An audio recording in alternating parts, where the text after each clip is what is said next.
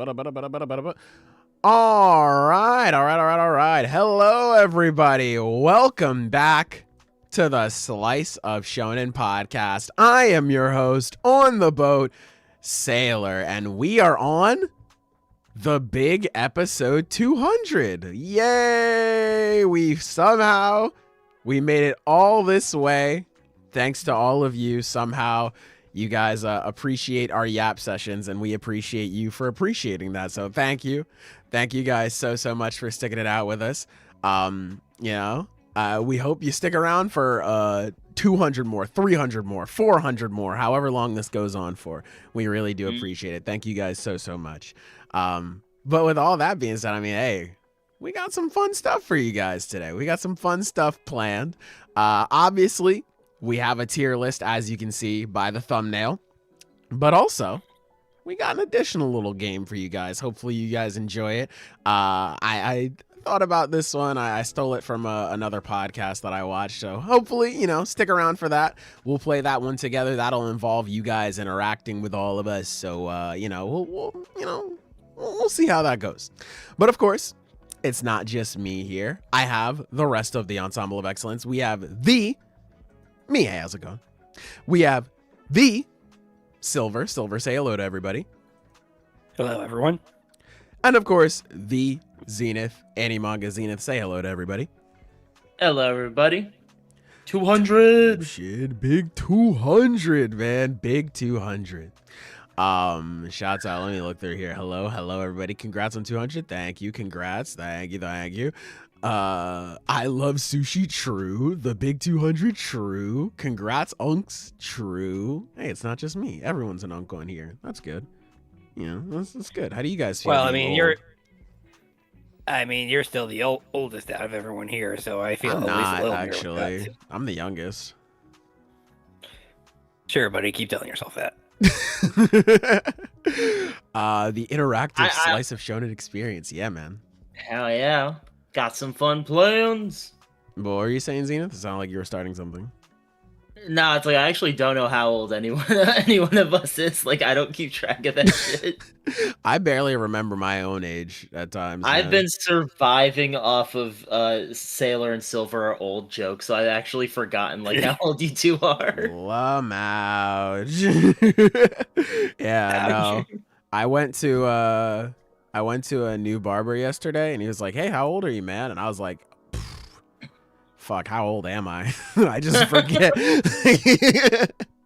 Eventually it just kind of gets to once you get to a certain age, it's just like, all right, I know today is my birthday, and that's it. As happy birthday to me type shit. Changing the background just to need to change it again in a couple weeks when CSM Part 3 isn't announced for real. Yeah. Banking on that Part 3 announcement for that reason only. We gonna have to. Slice of Shonen Uncast. Damn. Genuinely though, if Part 3 doesn't get announced, I'm just slotting Hunter x Hunter into its spot since we talk about it whenever it's here. We gonna have to, just bro. making it easy on myself. Yeah, man. Sailor is only the oldest because Silver predates the idea of age itself. I like that idea, Sage. That's a good idea. That's good. Okay. I like that. All that's good. That's good agenda right there. That's W agenda. Sailor Unk is senile. Shit, in some ways I am. I do be forgetting. 28-year-old fossil. I'm not 28 yet. I'm not 28. Jeez. Banner changes yet again, only to change again later in the month. Why even have Black Clover at this point? Because we do talk about it when it comes back. Because it's here. Yeah, we let it have its time. Look, it's not like it's coming out weekly. At least it gets to show up here weekly. Yeah, you know what? That shit's probably gonna be over by the time it comes back too. So oh yeah, that next set is probably it. Not gonna lie. Yeah. That next batch is GG's. And I think that's expected. Next month. I don't think we've been given an exact date, but I'm pretty sure it's typical for someone can correct me if I'm wrong. I'm pretty sure the spring Giga comes out in April. I'm That would mostly make confident on sense. that. Yeah, April is like a Right. spring type shit. So like we're probably getting that next month, maybe May at the latest. Yeah, So, whenever it comes, it's probably over. It's probably over. 28-year-old Fossil, not too much on me. Finally caught a live stream. Welcome, Rumi. Welcome. We Welcome. must thank Zenith for his hard work. Yes, true. Everybody, thanks Zenith. Everybody say thank you, Zenith. Everybody say thank you. You can't see it, but I'm doing a bow. There you go. Tight shit, tight shit. Sailor's 280 years old, I hear. That checks out. You're the senile one. When the fuck did you hear that? Where did you hear that? Where did you pull that from? Hell no. First They time say the here in sense of probably time is the first thing to go. True. Very true. First time here in almost a year, probably. Welcome back, Blizzwaves. Welcome back. Sailor being alive. Why are y'all cooking me, man? I'm gonna just everyone's saying thank you, Zenith. We're gonna focus on that. But yeah, speaking of which, Blizzwave, I remember I saw you in the last live stream that we did, which was talking all about, his immediate live reactions to the Chainsaw Man Chapter 231 that came out on Tuesday. Couple days have passed. Yeah. Now, we talked about that for a while, but figured if you didn't watch the whole live stream, first off, go check it out when you have the time. It was really fun. I had a lot of fun, but a certain member of the ensemble was not there. So, Silver, how are you feeling about the best chapter in Chainsaw Man? Oh, how am I feeling indeed? Okay, let me preface all of this first before I get into my thoughts. I already watched through that at Emergency Pod, so I'm already caught up on all the agenda. I heard what everyone was yapping about. You guys here in chat, and you guys here with me. So I'm caught up on what everything was said.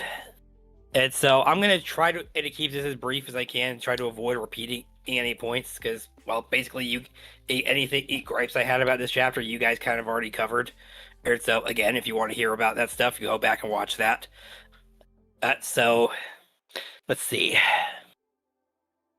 I'm gonna say I'm gonna say that I'm trying to understand like why this chapter came out the way it did. It is like I think I understand the idea it was trying to go with.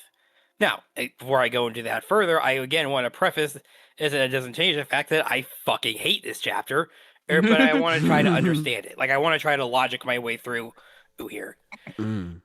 So, like the biggest thing that's been debated here for the longest time with Chainsaw Man is like what the happiness would be for Denji, right? Is like whether he'd be happier as Chainsaw Man, whether he'd be happy with a normal life. Like he wanted both, but in the end he ended up with nothing. And so then in the end, it's like what Cheetah's saying, it's like no matter how much you got, you were never happy because it's like the more you got, the more you ended up losing, and the more you ended up suffering for it. So, or maybe it truly was the case that you were happier when you had nothing. At all. Also, again, I think the ingredients for a good chapter are there. Or if I'm trying to follow that logic, it's there, or it can work. But but that only applies when it's in a fucking vacuum. When you take it into the rest of the context of the story, it is just fucking awful. Like I can't defend it. I can't, and I feel terrible. That I can't defend it, but that is the truth. I gotta toss in the towel or waving the right flag. I am done. And whatever happens ends in 2 weeks from now happens. And that is my stance on this Chainsaw Man chapter. I think a really important thing about this chapter, taking it like 100% seriously for a bigger, because there is, like, we can meme a lot. We did our whole memeing in the Emergency Pod. But, like, being very real about it, in a way, it does make sense for things to go this way. The pacing's kind of atrocious, but, that aside, Chainsaw Man, for the longest time, not as a series, but as a concept in the story, was a bad thing. Chainsaw Man, as an identity, was a coping mechanism for Denji, and it was basically treated as an addiction. Something that he wanted so bad, and he basically kept relapsing into.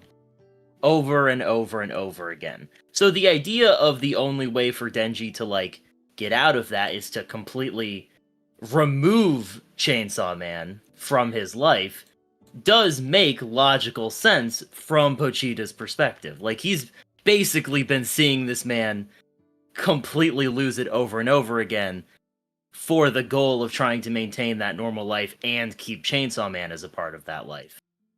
So, in a way, that makes sense. I think the one thing that just really gets me about this as an ending, and it's not an ending, so we don't know how this is gonna go. Straight up, we might get some weird, wacky bullshit next chapter. We might get, part 3's coming type of shit next chapter. We might get both. Who's to say? Right now, from where I'm standing, this chapter treats a lot of Denji's choices, or his avoidance of making hard choices by picking a third option, framed as a bad thing. And that, to be fair, it's been framed as a bad thing for a very long time. It's also been portrayed as, like, kind of necessary. Like, for example, I think a big aspect of this would be the whole Denji Man situation.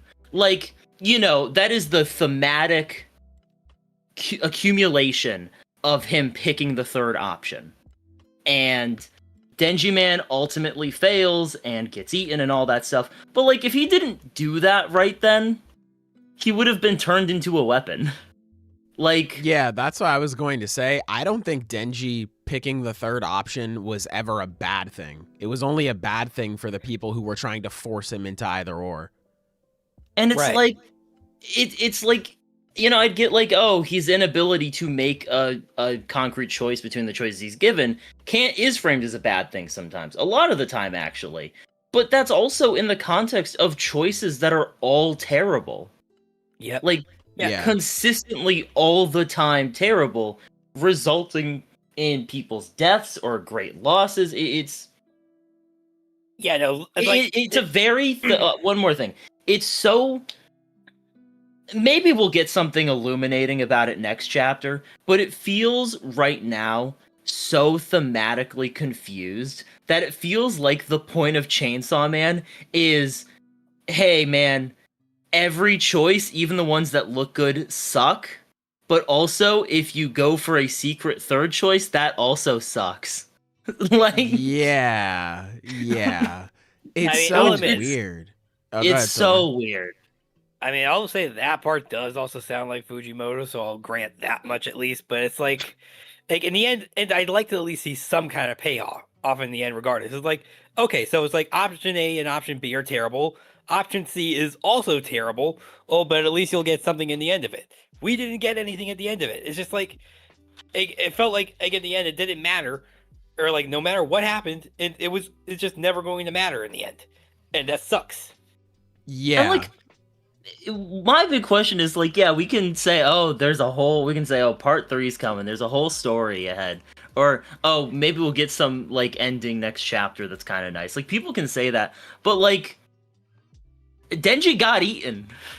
Like, yeah, he's in a stomach right now, hallucinating or some shit. Like, it like, what the fuck? What do you even go from there? It's strange, man. Because, like, when you look at it and, like, you have these sorts of ideas of just like, maybe it was, it's all to set up this part 3. Or, like, when you look at it, it's like, Denji had to get away from Chainsaw Man and stuff like that. It's like, all right, like, I'm hearing you. But when you look back on everything that this part has really covered and, like, what this is ultimately saying about Denji, it feels like it's so disconnected from the rest of the story that it's like, what are we even doing? Like, it's like, what's even going on here, man? And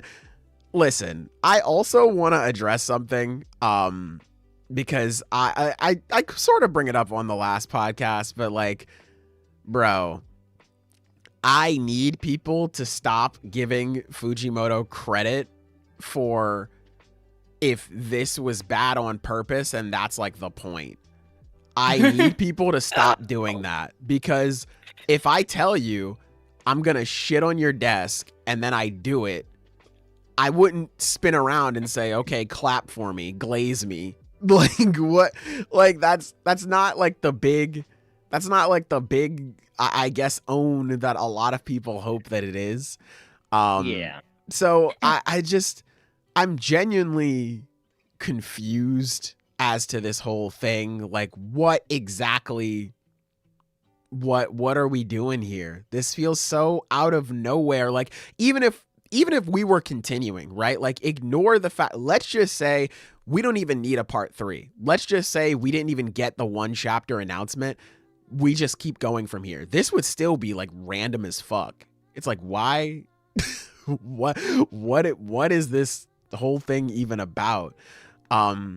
But to again have Denji, where you put him in this situation and it's like, okay, people are forcing him to choose either or. And Denji is like, I don't want to do that. I want to choose my own thing. And he goes through all these ups and all these downs. And then he gets to Denji, man. This is supposed to be like this feeling of catharsis of Denji choosing what he wants. He's both, right? He's choosing both options. He now has the control to create whatever world he wants to. And it's sort of like what Kobeni was saying back in the end of part 1, where it's like, yeah, like there is no life without like stuff that's terrible in it. The only time that exists is within your dreams. So like, if we had something where Denji chooses this world and he loses some things and those suck and he feels bad about it, but in the end these choices are yours and you get to decide what your life is and nobody else can say anything about it, and there's pride or hope, there's a feeling of accomplishment within that, even in spite of all of the loss you may have experienced. I feel like that could have been something more apropos for a story like Denji. Or even if you wanted to make it tragic, I feel like there are more ways than to just spontaneously go like, oh, by the way, we lost off screen. I'm killing myself now. By the way, you were better off a broke bitch and a loser. Bye. And then just leaving. Because like, even here's my thing. Again, I brought this up on the earlier pod. Like, even in a vacuum, this shit doesn't make any fucking sense. Like, this shit is weird.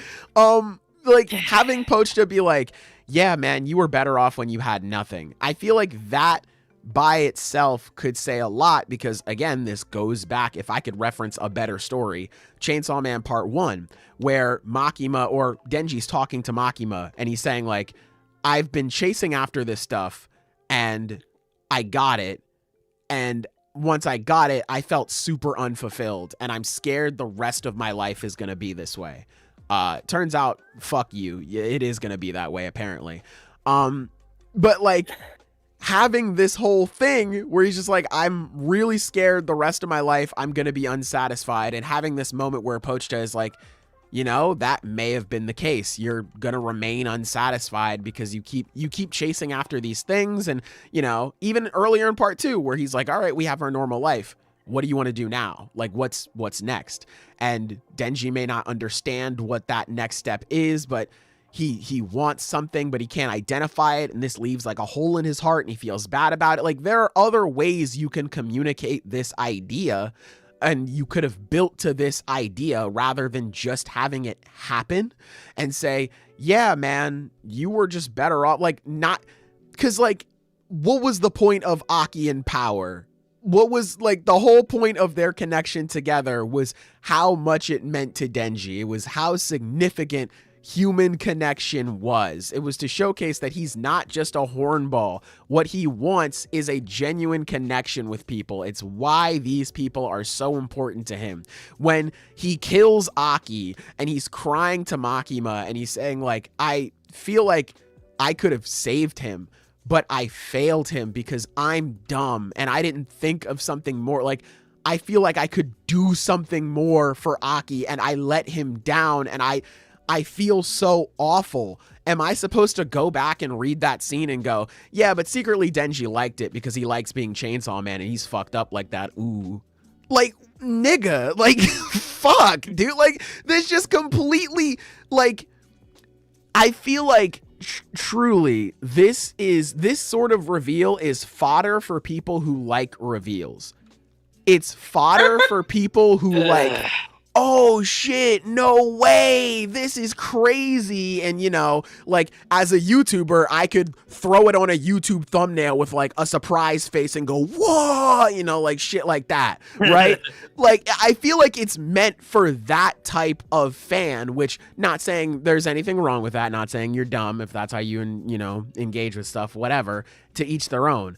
But to me, it's like, fuck, man. This ruins so much stuff for the sake of nothing.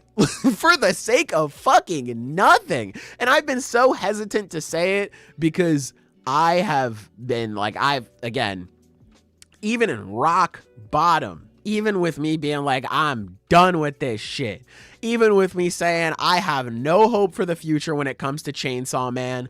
Even with me saying I have no faith or I'm not optimistic for the future of this story at all. Even I had enough faith in Fujimoto to bring this back in some way. Not completely back, but in a way where I'm like, okay, this kind of sucked, but I did like this. But no, I'm gonna say it. This is character assassination. This is terrible. What the fuck are we doing, brother? And maybe at the end, maybe in 2 weeks when that next chapter comes out, maybe we get something. Maybe we get a rebuttal. Like, I know Zenith brought up, like, hey, is Pochta supposed to be like wrong? Like, maybe there's something for that because this is so against everything. And I agree. Maybe we do get that rebuttal in some way, shape, or form. But as of right now, this to me is character assassination. Because what the fuck are we doing, bruh? What are we doing? It's crazy. It's crazy. Gojo Airport was better than this? Genuinely. It's crazy. Like, how, honestly, bro, the fucking similarities are actually staggering. It's what the crazy. Fuck, now that I think about it. Like, yeah, like, it's just like, how do you take something that I'm like, wow, this kind of sucks, and then you go, now hold on, player, I can make it worse. What the fuck? Like, oh my god, man, it's just like, this whole week, listen, I'm not gonna lie, because I have embraced hate when it came to this chapter. I think this shit is fucking hilarious. I love this chapter because now everybody can see what I've been saying for the past 2 or 3 years, bro. Like, I love this fucking chapter. I'm not gonna lie, it might be my favorite chapter in the story. But when you really deep it, when you really get down brass tacks and you start to like analyze this shit, it's like, wow, man, this is terrible. Like, fuck, man, this is god awful. And I feel so bad for people who were more invested in this story than I was, because man, a lot of hearts fucking shattered when that 1 chapter announcement came out. And listen, on one hand, some of y'all niggas gotta hold that because y'all have been insufferable when it comes to Chainsaw Man conversations, so you gotta hold that. But on the other, nigga, I pity you. Like, I feel bad, bro. I don't know. I think it's very interesting seeing the reaction on Twitter because it is half a lot of people. The people that were ardently in defense of Part 2 have kind of splintered into 2 groups of basically people who are like, oh, well, shit, I guess it was all for nothing. And then you have people who are like, well, no, Part 3 is gonna happen, which I think is a very funny outcome because the people who like this chapter are really depending on Part 3 happening, and hey, it might happen, so you fair have enough. to, in order to like this shit, you have to believe in a Part 3. Yeah, you have to believe it in might... man hitting store shelves soon. You're right. Here's the thing, man. I would laugh if that last volume comes out and it just says like "man" I think that'd be That would be a good hilarious. bit. I think that would be very funny. That would be Well, a very good bit. I saw someone say that, like, I forget who it was, but it was someone who was just like, well, yeah, now the series has to end because there's no more Chainsaw Man. Yeah. Gotta wrap it up. So, Yeah. I think that's pretty funny. Going, because, even if, right, two things can go from this, which is, one, Pochita's powers work as they have consistently worked for the past several hundred chapters. More than 200 chapters. I just checked how many we're on. And it's like, if they do that, nothing's changed. Just like, the way the world remembers it works, like, changes. That's all, like, nothing should change. Denji should still be in a devil's stomach after this. So I don't know where you can continue a story from there. Like, not even just Denji's, like, not dead, but, like, in a state of eternal digestion, I guess, which is horrifying now that I say it out loud.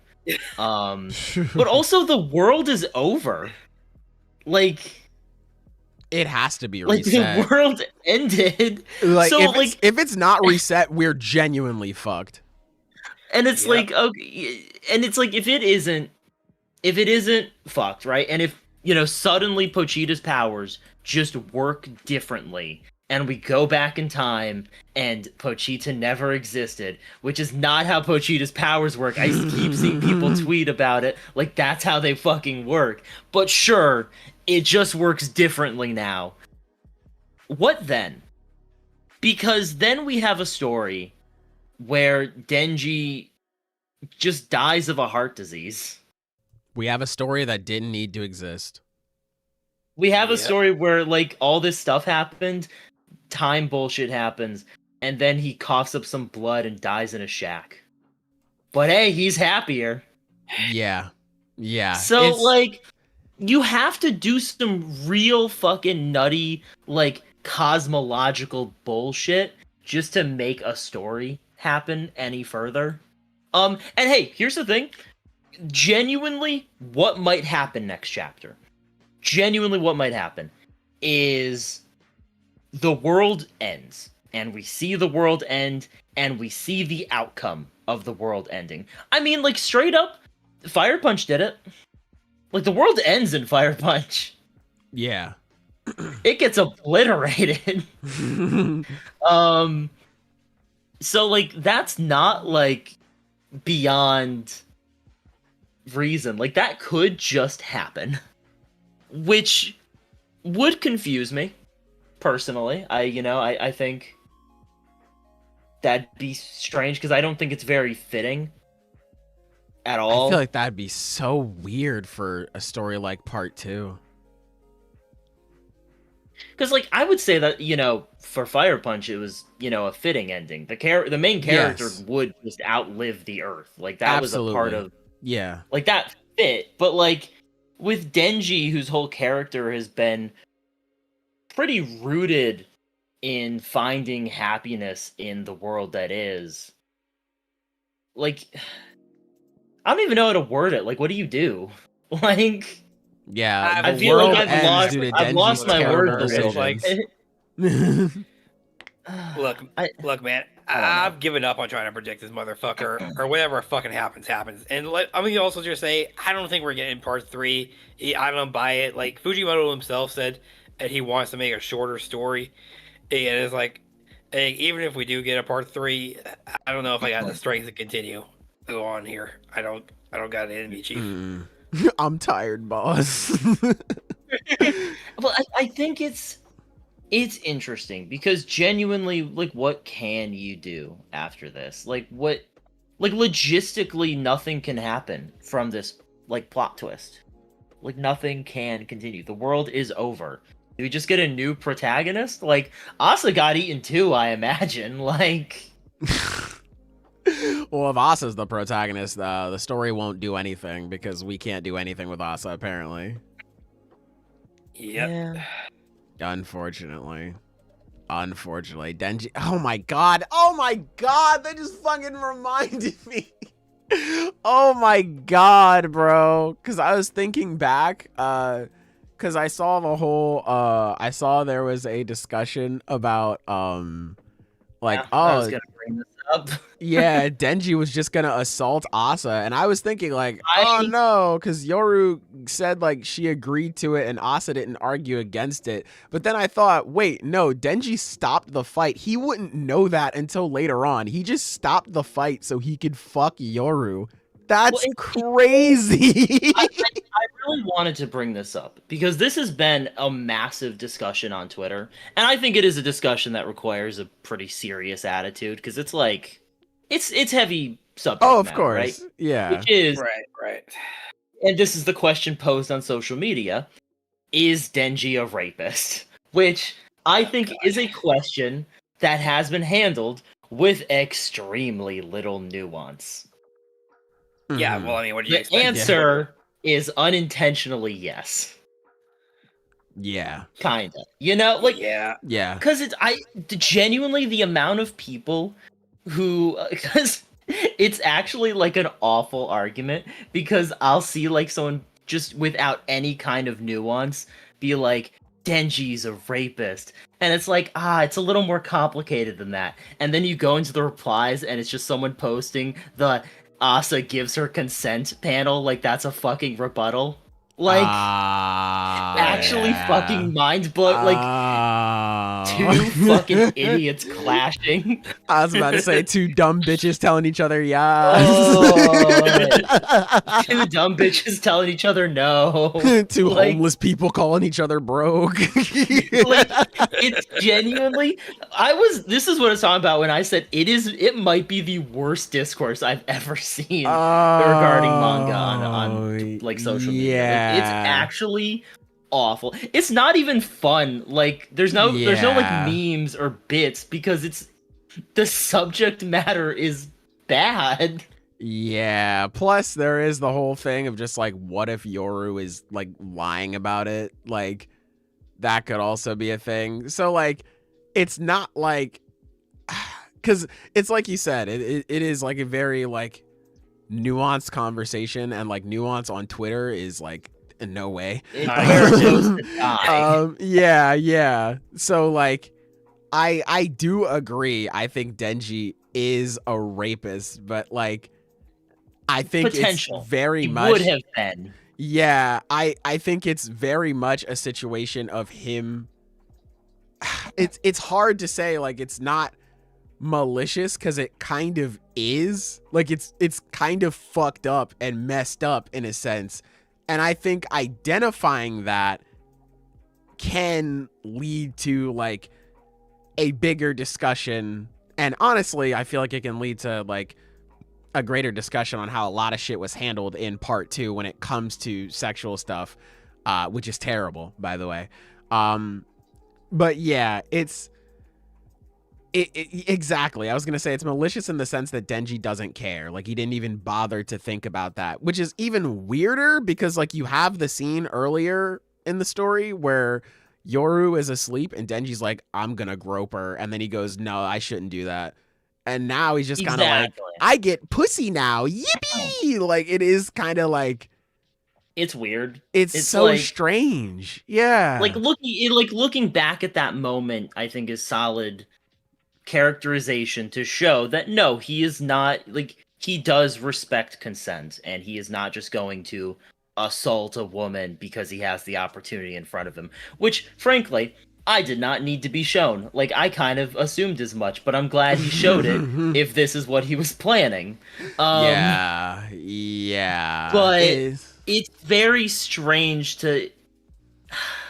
Because it's one of those things where all the conversation around it either demonizes or coddles him. Like, oh, well, he's just stupid. Oh, well, he's just traumatized. Like, he's a victim. And it's like, yeah... There's a lot of victims in this series. Yeah. I was going to... Oh, go ahead. I'm sorry. It's a very messy, terrible situation for all parties involved. And ultimately, the true villain of the situation is Yoru. who uses and manipulates people without a second thought, including physical violations. Like, that is just true. She is the ultimate villain there. But it doesn't completely absolve Denji of wrongdoing. Yeah, no, I think Denji is just as wrong in this sort of situation because, again, she's dying and he stops her from dying. He literally goes, "No, you're too hot to die. Fuck. Like, no, you're too sexy. You're too Don't sexy. die. If you die, how are you going to fuck me?" Like, I think it is a very bad thing. And there are two things that I want to get into. One, I think this whole conversation and the bad that it showcases Denji in, I truly, genuinely, from the bottom of my balls, I truly feel that Fujimoto did not think of that. Fucking Kinemon sitting on the beach of Wano, like I think that's Fujimoto. Because when you look at it from that perspective, it's like, yeah, Denji is pretty fucked up. And even if you wanted to do that, even if you wanted to have this scene to showcase that Denji is still fucked up and he still got problems, this could be a springboard into Denji growing and learning from this moment, but it's not. One, the manga is about to end. And two, I think this was only set up for the joke. It was only set up for the bit because Fujimoto has made bits about really bad sex things throughout so much of part 2. So I truly think that Fujimoto did not think of that. And number 2, I really think we need to stop using this whole Denji was a victim argument, because he is, but using that as a way to coddle him and shield him from criticism. It's like the same shit with Asa, where she's like, well, it's okay, my mind's in the right spot, so like I'm doing a good thing and you should shut up and listen to me. By coddling Denji and honestly giving him way more love than the fucking writer of his own manga does, and by giving him all of these different outs by saying he's a victim, is shielding Denji from like genuine discussions that need to be had, because this nigga is not a good rep, bro. It's not good representation for stuff like this, for issues like this at all. And people who genuinely want to talk about it and voice their opinions on why this stuff is flawed, they get squashed down because, well, I really like my manga. You know, like it's one thing to go online and be like, look at how deep and introspective my manga is. But when you are actually engaging with people who have gone through this shit, because shit like this is real. Like shit like this unfortunately happens. All of it. And when you go online and you try to silence people who have critiques about it or unfortunately have lived through it and they want to talk about it and their problems with it, and you go out of your way to silence them and make it seem like they don't know anything just because they're not saying this is peak fiction or whatever the fuck you want to call this stuff, it's not the sort of thing that, like, it's not helpful at all. It does nothing but stroke your own ego. It again goes back to what I say so many different times, that it's just, you're using buzzwords to talk about why your story is good. And I wish more niggas were honest by just saying like, yeah, I really like this story. I think it's good. Instead of just being like, nah, bro, but the nuance and the introspection and this is a deconstruction of shonen and like you just don't understand it and blah, blah, blah, blah, blah. Because no, nigga, you don't know what the fuck you're talking about. You have no idea what you're saying. And that's okay. You don't have to. You can just say, I think this is good. I like this story. But silencing people who have critiques about this stuff, when again, so many people treat stuff like sexual assault and other things like it should be a black and white issue. They treat consent like it's a black and white issue when it's not. And if you really gave a fuck about the nuance and the fucking complexity of the writing here, you would bother to care about something like that. You would bother to engage in stuff like that. But instead, you just want to talk about how your story is better than everybody else and whatever the fuck. It's so cringe. It's annoying, man. I hate that shit.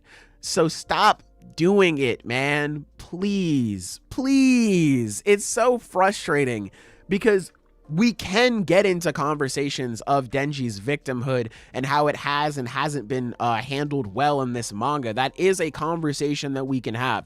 If you legitimately feel like it has been handled well, this is a conversation that you can bring to the table and you can talk about it with other people. But by just shitting on other people and saying like, no, you're dumb, you just don't understand what's happening, we're definitely getting X, Y, and Z.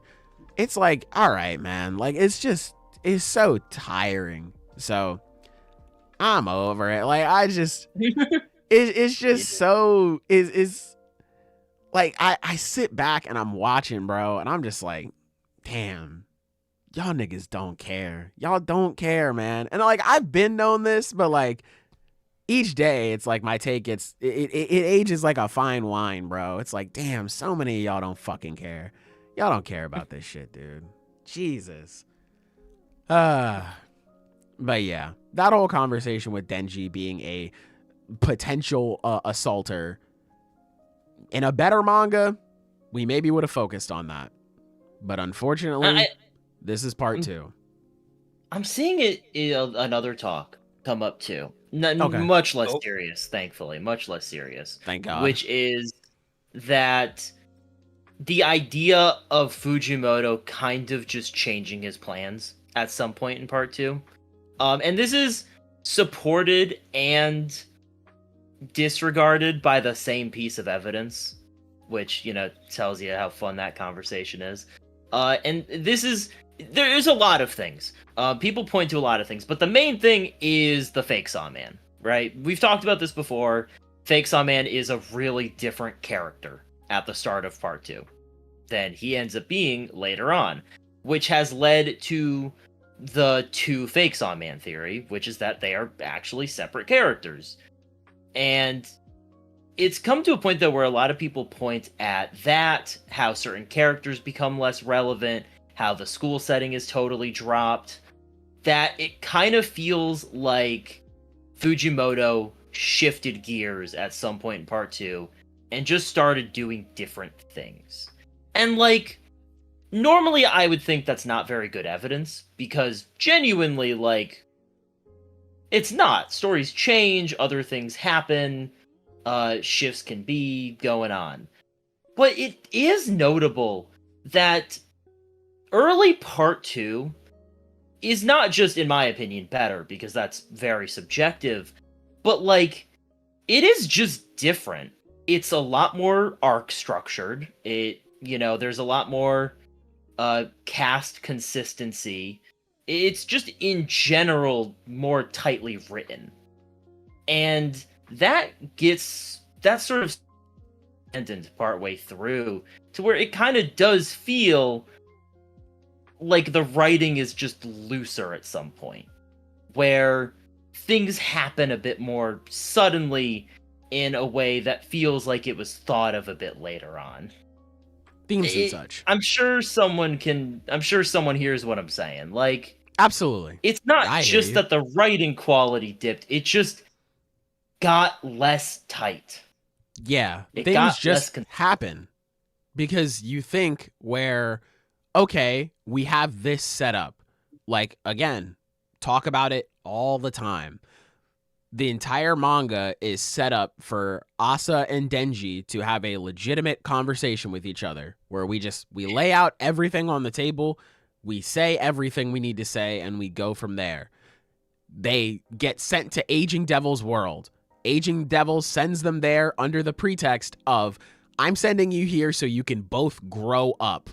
So it's like, okay, cool. Here we go. Like we're set in a world where powers don't matter.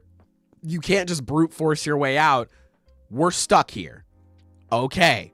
We're going here for the simple reason of growing. Okay. Let's fucking develop these characters. I'm with it. And then we just go, yeah, but what if we kept the characters the same, actually? And it's like, oh, that's weird. And then what if we introduced Yoshida and boom, now Fumiko is also here and boom, there's 2 Fumikos and 3 were out and now we're having lunch at a cafe and now Yoru abducts Denji. They're together now and then we just go on from there and like it just keeps going like boom, boom, boom, boom, boom. Like in the same arc where Denji is like, yeah, I know I'm probably getting used and taken advantage of by Yoru, but I'm going to stay by her because she gives me what I want, which is the one connection that I need, which going back to this chapter with Pochta being like, yeah, you were better when you had nothing. Nigga, I watched Denji lose everything and he was miserable. What are you talking about, buddy? But anyway, you have this moment where he's like, okay, I know I'm being taken advantage of, but I'm going to stay by Yoru because I am so desperate for a connection. These 2 are my last friends left on Earth. I feel like I want to stand by them and I want to hold on to this good thing for as long as I can. And it's like, wow, this is a really interesting dilemma. And then Fujimoto goes, yeah, that is. What if I broke them up in the same arc? Oh, okay. You know, like what, like, fuck, dude. It's like, all right, man. Like so much stuff just happens. It just happens. And themes and such, like that's it. That's all it is. I feel like that's why, you know, if I'm looking at it a bit more pessimistic, I feel like that's why so many people love part 2 because it's themes and such. It's literally, it's themes and it's, if I were to use themes and storytelling as like buzzwords, this is perfect. Because again, when I look at it in a vacuum, a lot of things make sense. But you don't really think, you don't have time to logically think about, I shouldn't say logically, that sounds like arrogant, but you don't have time to really think about any of the other stuff that is happening in the story because bam, we're on to the next thing already. And it's like, oh, okay, well, this ties into that. All right, it's making enough sense. And then bam, another thing happens. Bam, bam, bam, bam, bam. This nigga's a moment merchant, bro. It's crazy. It's like, fuck. So I absolutely hear you. No, for sure. Because the writing in part 2 earlier was so clean. Also, another thing, like, Yoshida.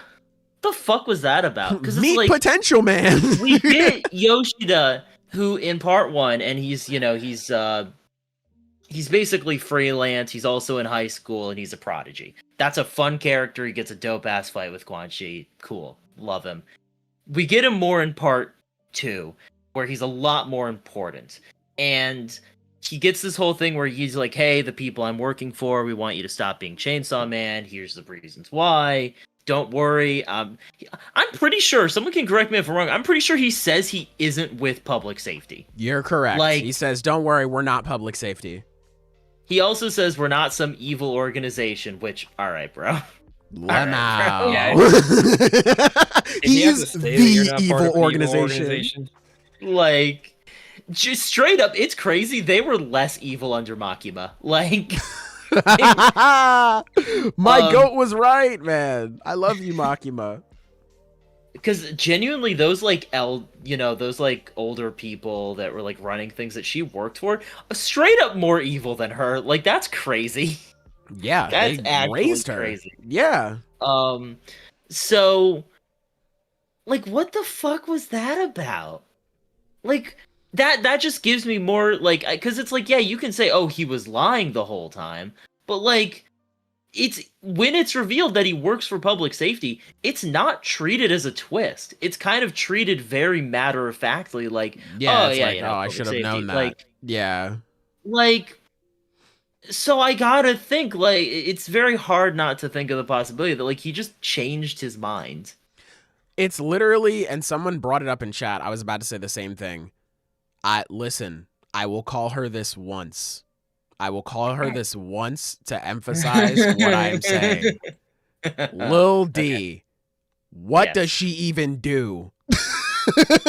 Like, fuck, bro. What is she here for? It's literally, it's like it's like Fujimoto was like, oh, this is a sick twist. Yeah, it is a sick twist. What do we do now? Ooh, like insert speed trying not to laugh gif, you know, like, yeah. It's like, oh shit, damn, what do I do? Miri Sugo, the fuck was that about? Like, Miri Sugo was actually such a cool fucking character at first. I liked him a lot because this whole idea of someone that respected Denji because, like, that was another... Part 2 was so good when it brought up Makima again, because Makima, like, haunted the narrative. Bro. Yeah, that's the goat. Well, not just because I love Makima, because, you know, obviously, but, like, the way she impacted the narrative of Part 2 was so interesting with different people, like, having different opinions on her legacy. Like, you know, Sugo respected Denji for freeing him. You have Barum, who you know, still feels that love for her and believed in the world that she was making, because, I mean, which Part 2, I will say, it does a good job of justifying that that is a reasonable take. I will give Part 2 the flowers on that. Like, that is actually, I think, one of the really successful aspects of Part 2, is it does a really good job of making a reasonable, like, argument for both sides of, like, a chaotic or controlled world. Like, it does a really good job of showing why both not by saying why either are good, but why they're both pretty fucking terrible. Yeah. Which I would say I actually really like that about Part 2. It did a very good job there. I miss Barum, man. He was actually such a cool villain. Like, he was such a piece of shit. I loved him for it. Bro showed up, rage baited, got eaten, and then I said, all right. Like, what was the fucking point of his showing up at the end there? Like, I'm guessing just so that it would turn Denji into, like, it was, I mean, it was Man just mode.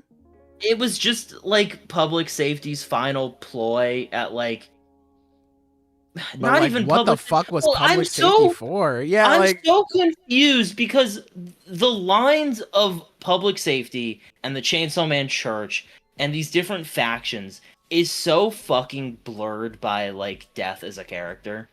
Like, yeah. Yeah. So, like, because Yoshida didn't know. Like, Yoshida didn't know that Death was Death. In fact, he felt, like, so fucking smug when he's like, Fammy, that's a terrible name. I know you're the famine devil. Like, bro thought he cooked. Like, so, you know, there's no evidence that he, like, knew otherwise. So, like, is that last minute thing? Like, is Yoshida and Barum and, little D not interfering or anything, was that all just some last minute team up to, like, get Denji to transform and prevent Nostradamus' prophecy from going through? Because, like, what? Yeah, what the fuck was? Why would they do that? Yeah. Like, that feels like something to talk about or acknowledge. It's so weird. Yeah. That moment. Why is Barum there? I don't know, bro. Because, like, if it's public safety, okay, what's the plan? If it's Death doing shit and colluding with them again, okay, what, you want to, like, show that? Or we want to, like, talk about that a little bit? Don't know, man. Don't really know. The actual famine devil, what does she do? Like, fuck. She is literally just here for the twist, and that's it. It's crazy how little she matters. And it's just that like mini stretch of just going from, Denji getting told the plan by Death and then him transforming is such a confusing stretch of chapters. Like, it's just like 2 to 3 chapters, but it's so genuinely strange. And I don't know. Look, hey, we're gonna have a great conversation about the totality of part 2 on its final chapter. So I don't want to go too into that, but I did want to bring up the conversation about how it just feels weird. Part 2 really feels like it just switched plans halfway through, and it's weird. That is a good point too, Hishaku Hideout. Like, Yoru just doesn't remember what the Death Devil looked like. Why? Themes and such. Themes and such. Because shut up. Oh my god, bro. We had the whole battle between the Horsemen and Pochta. We don't get even a lick of that. Like, I don't even need a flashback, but like no lore, no nothing. It's just, yeah, I ate nukes. I'm a little mad, I'm not gonna lie, because like Pochita, Denji and Pochita versus Yoru could have been one of the coolest fights ever. Like, that had some really cool stuff in it, and then it was like, oh, Denji Man's a thing now, this is gonna be so sick. And like, there were some cool moments, but like, it was cooler. Dude. I can't believe it was cooler when Pochita was doing shit. Like, genuinely, bro. Like, it feels like this is just like, I brought it up in my Chainsaw Man video. It feels like a fucking humiliation ritual, bro. Like, how do you have this character in Denji where it's just like, all right, here we go. Like, so many people want me to choose, but now I have the autonomy to choose between myself and, or choose for myself and what I want. It's like, hell yeah, Denji, that's awesome. And then Fujimoto goes, yeah, how about you get walked like a dog before you die? Oh, okay. How about you just get beat like a bitch for like most of the fight and then you die? How about that? It's like, oh, I guess. Okay. All right, everyone. The Nomade, don't the horsemen steal people's bodies? So I think that's why they don't recognize each other. Here's the thing. No, but yes. Like, so this is really weird. I'm pretty sure going into actual lore, this stuff is really weird. So, yeah. Makima, let's start with Makima, because that's the first horseman we know.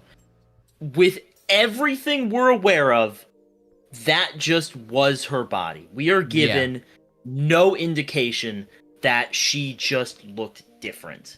And this is further supported by the way that Nayuta is portrayed. You know, it's just a person who was born and showed up and grows really fast. That's another good evidence, is Makima matures really fast. Like she physically grows incredibly fast compared to a person.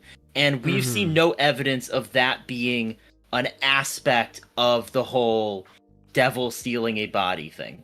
Now, this is where it also gets really weird, is, okay, well, the horsemen are still devils, so they can become fiends. And the idea, there was a lot of confusion with this when Yoru first started doing her thing, like, oh, is Asa a fiend now? And, like, no, because that's not how fiends work. Fiends take over corpses, and if there's enough of and it becomes a new being. Like, fiends are essentially a form of new life for a devil, and they only do it when they're desperate to survive because they're dying. And so it's basically a new life for them. And the big determining factor, this isn't confirmed, but it's suggested by the Violence Fiend, the idea that, oh, because if a lot of the original corpse's brain is still intact, the more that their personality will affect that one. That's why we have the Violence Fiend, but he's an incredibly polite person because it was Arai's body, and his brain was mostly intact when the body was taken over. So the whole situation with Yoru was, as far as we as a fandom have called it, we've just called it possession. Because, like, Asa's personality didn't shine through.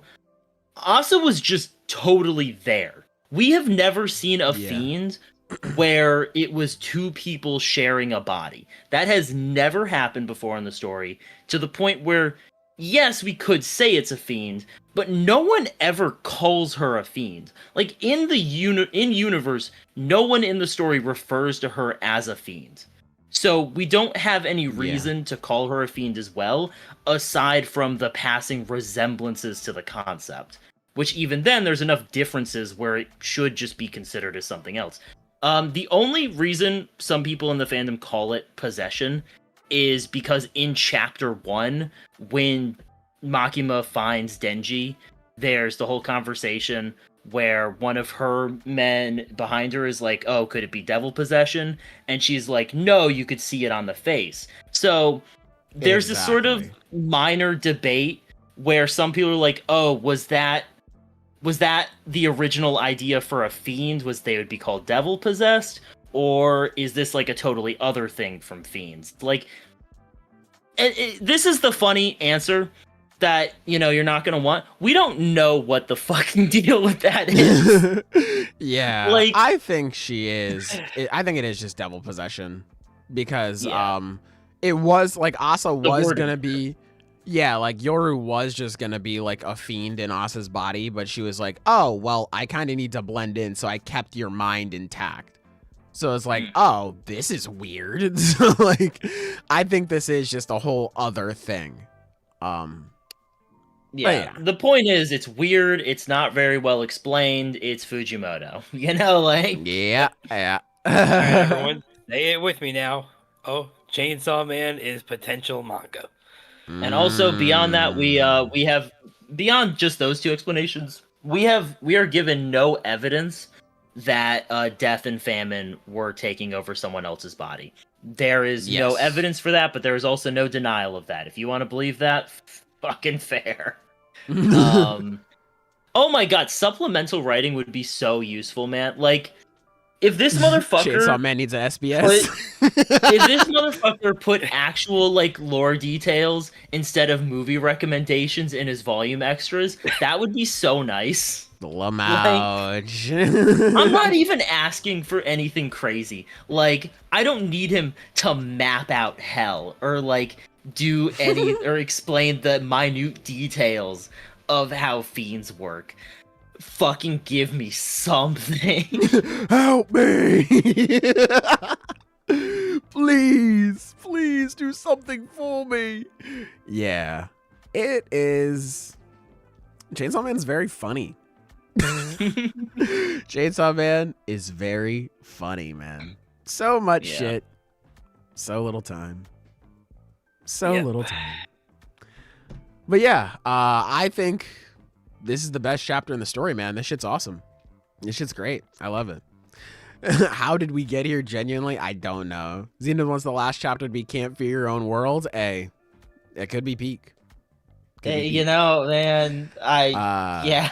Let me look through these donations and then we'll move on to our next chapter. We'll talk about real fucking shonen. Real shonen is back. Let me see. Shouts out to Joseph Johnson for the 5, saying, one of my biggest gripes with Fujimoto's writing going back to Fire Punch is how childishly grim it is at all times. And it's like, here's the thing. In defense of Fire Punch, I think there's some things that are just there for shock value in Fire Punch.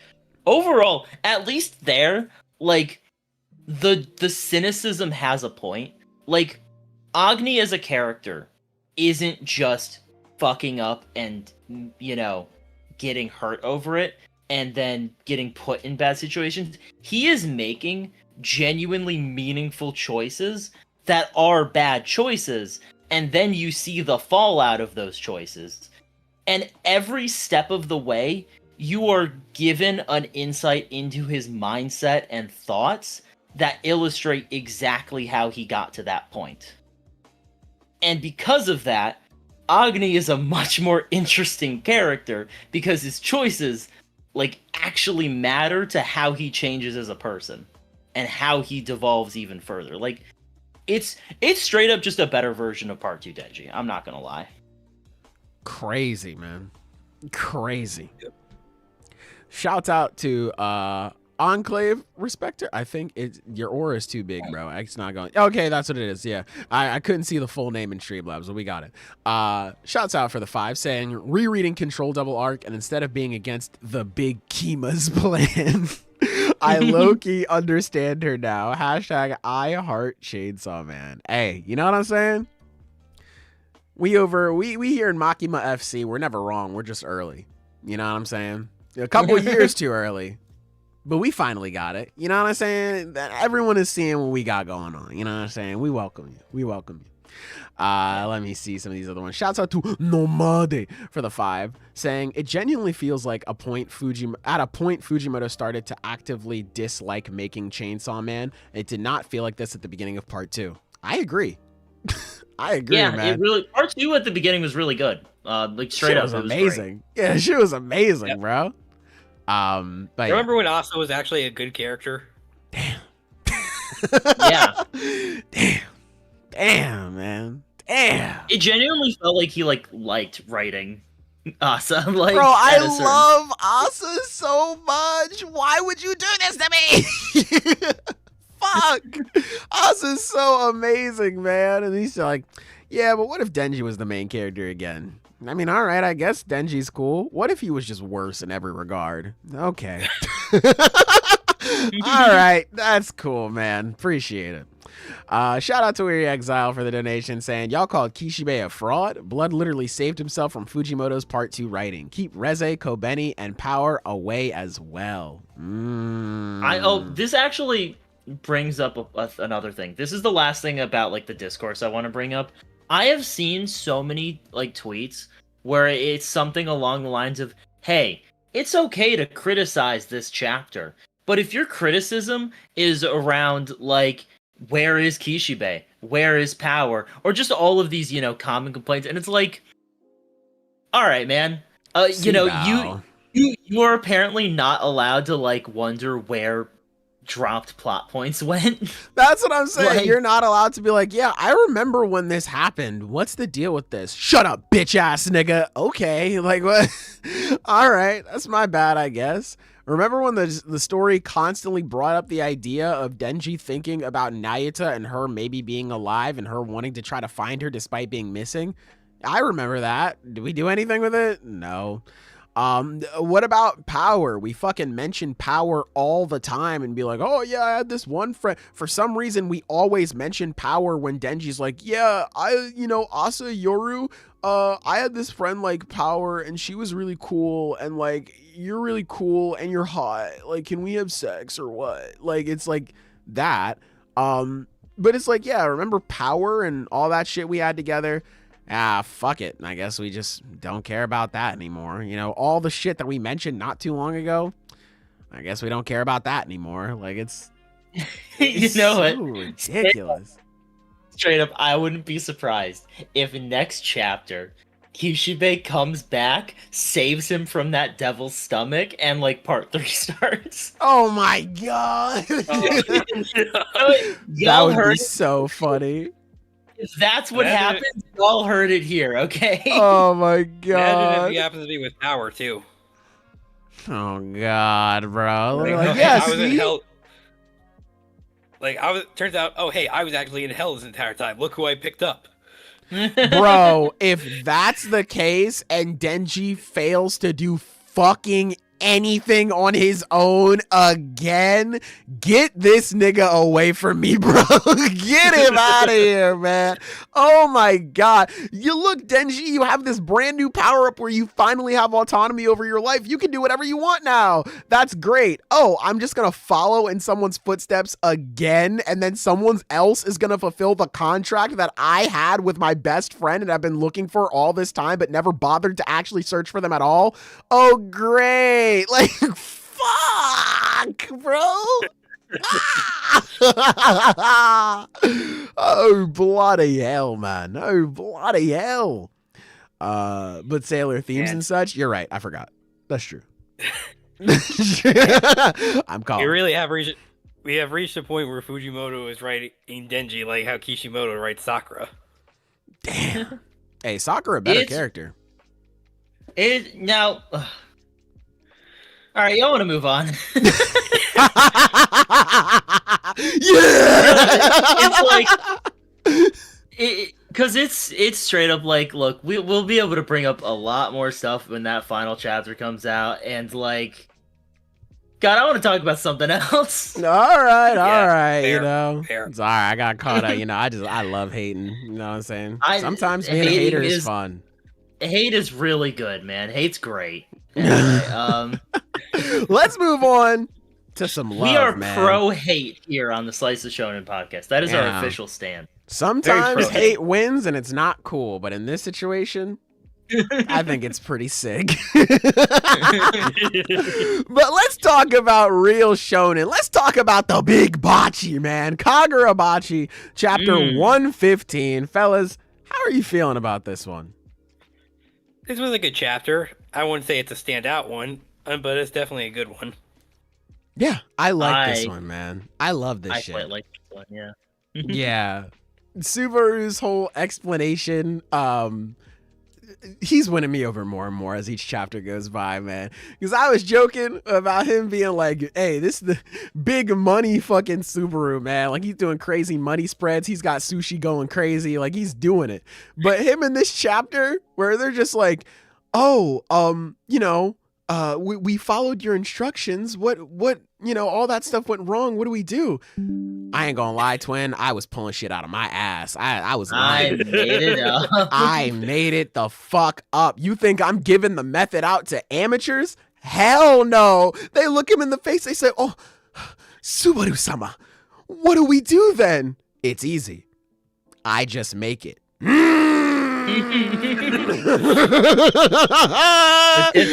nigga's different. It's me. You want the secret sauce? It's me. Bro literally just said, I am him, and then just ended the conversation. Holy shit. It's like when Yamamoto and Bleach was like, this is the safest place on earth because I'm here, but like it actually meant something. You know what I'm saying? It's like, damn. That's my demon right there, bro. Yeah, I really fuck with it. Especially the little tidbits we get on Subaru's sword making here. Like him calling him having these veins in each of his swords, and going more in depth as to why his swords are of such quality and getting to see the difference between those two, like regular swords. It was like, oh yeah, you know, that was cool. Then he's like, all right, everybody duck your head. I'm about to turn left. I don't want to hit y'all with my dick real quick. How about y'all try this sword real quick? He unsheaths. He's oh my God. He said, yeah, that's a real one. Yeah. Oh my God. The person in the back of the class was like, it's not all that crazy. Looked down, his arm was gone. He said, oh my fucking God. Yeah, that's Big Subaru right there, man. Yeah, that's that man right there. I fuck with Subaru so much. And then, of course, you get Kunishige coming in. Kunishige comes in. It was really cool. Fucking Shiba, man. Shiba is constantly putting this nigga Kunishige in danger, man. Come on. Like, fuck. Teleports him in, almost immediately dies. Thanks, bro. Appreciate you. But he comes in, and he's just like, all right, show him how many licks it takes to get to the center of a Tootsie Pop, Kunishige. Kunishige picks up the chalk. He starts going crazy. He's like, yep, you do X, Y, Z, blah, blah, blah, blah, blah. And the guy in the back, he's like, oh my God, bro, we already know this shit. Why are you talking about this? Come on, bro. And then afterwards, you know, he's like, we're going to lock him up. Kunishige's talking about how he's going to make swords from the... Shut up. Shut your bitch ass up. Go in jail. So they go to jail. Locks him up, and he's thinking to himself, he's like, wait a minute. We didn't tell Shiba any of what Kunishige just said. Because, like, why the fuck would we? Bro, we gave him a piece of Data and Seki. He leaked that shit frame 1. Why would we tell him anything else? This doesn't make any sense. So he's like, okay, we didn't tell Shiba about any of that. Nobody else really knew? how the fuck did Kunishige figure that out already? Like, now he's starting to believe it. He's like, wait, nah, there's no He might way. be him. Yeah, he might be that guy for real. What the hell? Like, what? Nah, come on. And I love, at the start too, where he comes in and he's like, oh, Subaru. Like, Kunishige comes in, he's like, oh, Subaru, much respect to you, big bro. You're so cool. You're doing hella money spreads. Your sushi is so nice. And he's like, oh, nice meeting you, whatever. And homeboy was just like, yeah, you pay respect to the master. You made all these damn swords. You want to talk about the quality that you had? You ain't sell a single damn one of them. You barely sold any of them. Isn't that to say that you're a nobody? And Kunishige is not even like, hey, shut up. My swords are of quality, blah, blah, blah. He's like, damn. Yeah, I am broke. He got me there. Like, damn. He really got me on that one. So him having that sort of perspective at first to now you have Subaru at the end of the chapter being like, hold on. Nigga, are you smurfing? Why are your swords so good and you're not selling any of them? And he's just like, oh, he don't be selling them like that. Big Subaru is about to get him right, bro. I feel it. Big Subaru, he met up with a real entrepreneur. You know what I'm saying? Big Subaru is about to get him all set up. Now, granted, I don't know if that's the best thing possible, but given how deep Kunishige goes, like Big Subaru, he's about to get him set up. You know what I'm saying? I've been seeing people call what's his name? Is Subaru again? Is that it? Yeah, Sushi Guy Subaru.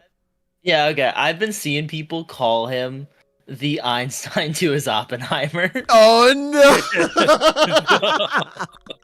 Oh no! Which is such a funny comparison. Oh no! Oh, that is really good too. He's like, hold on, bro, you kind of cooking. All right, we'll see what you got going on. I do think it's really interesting. Because we're going to get to that point where we're already seeing it is the confidence that Kunishige has, the confidence to basically say, oh, I can do it. And when he's eventually going to say that he's their best bet at winning this thing.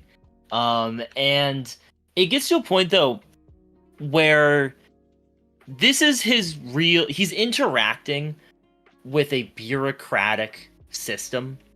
And that is just so unsuited to who he is. He is a character that is just so unsuited for the culture he lives in.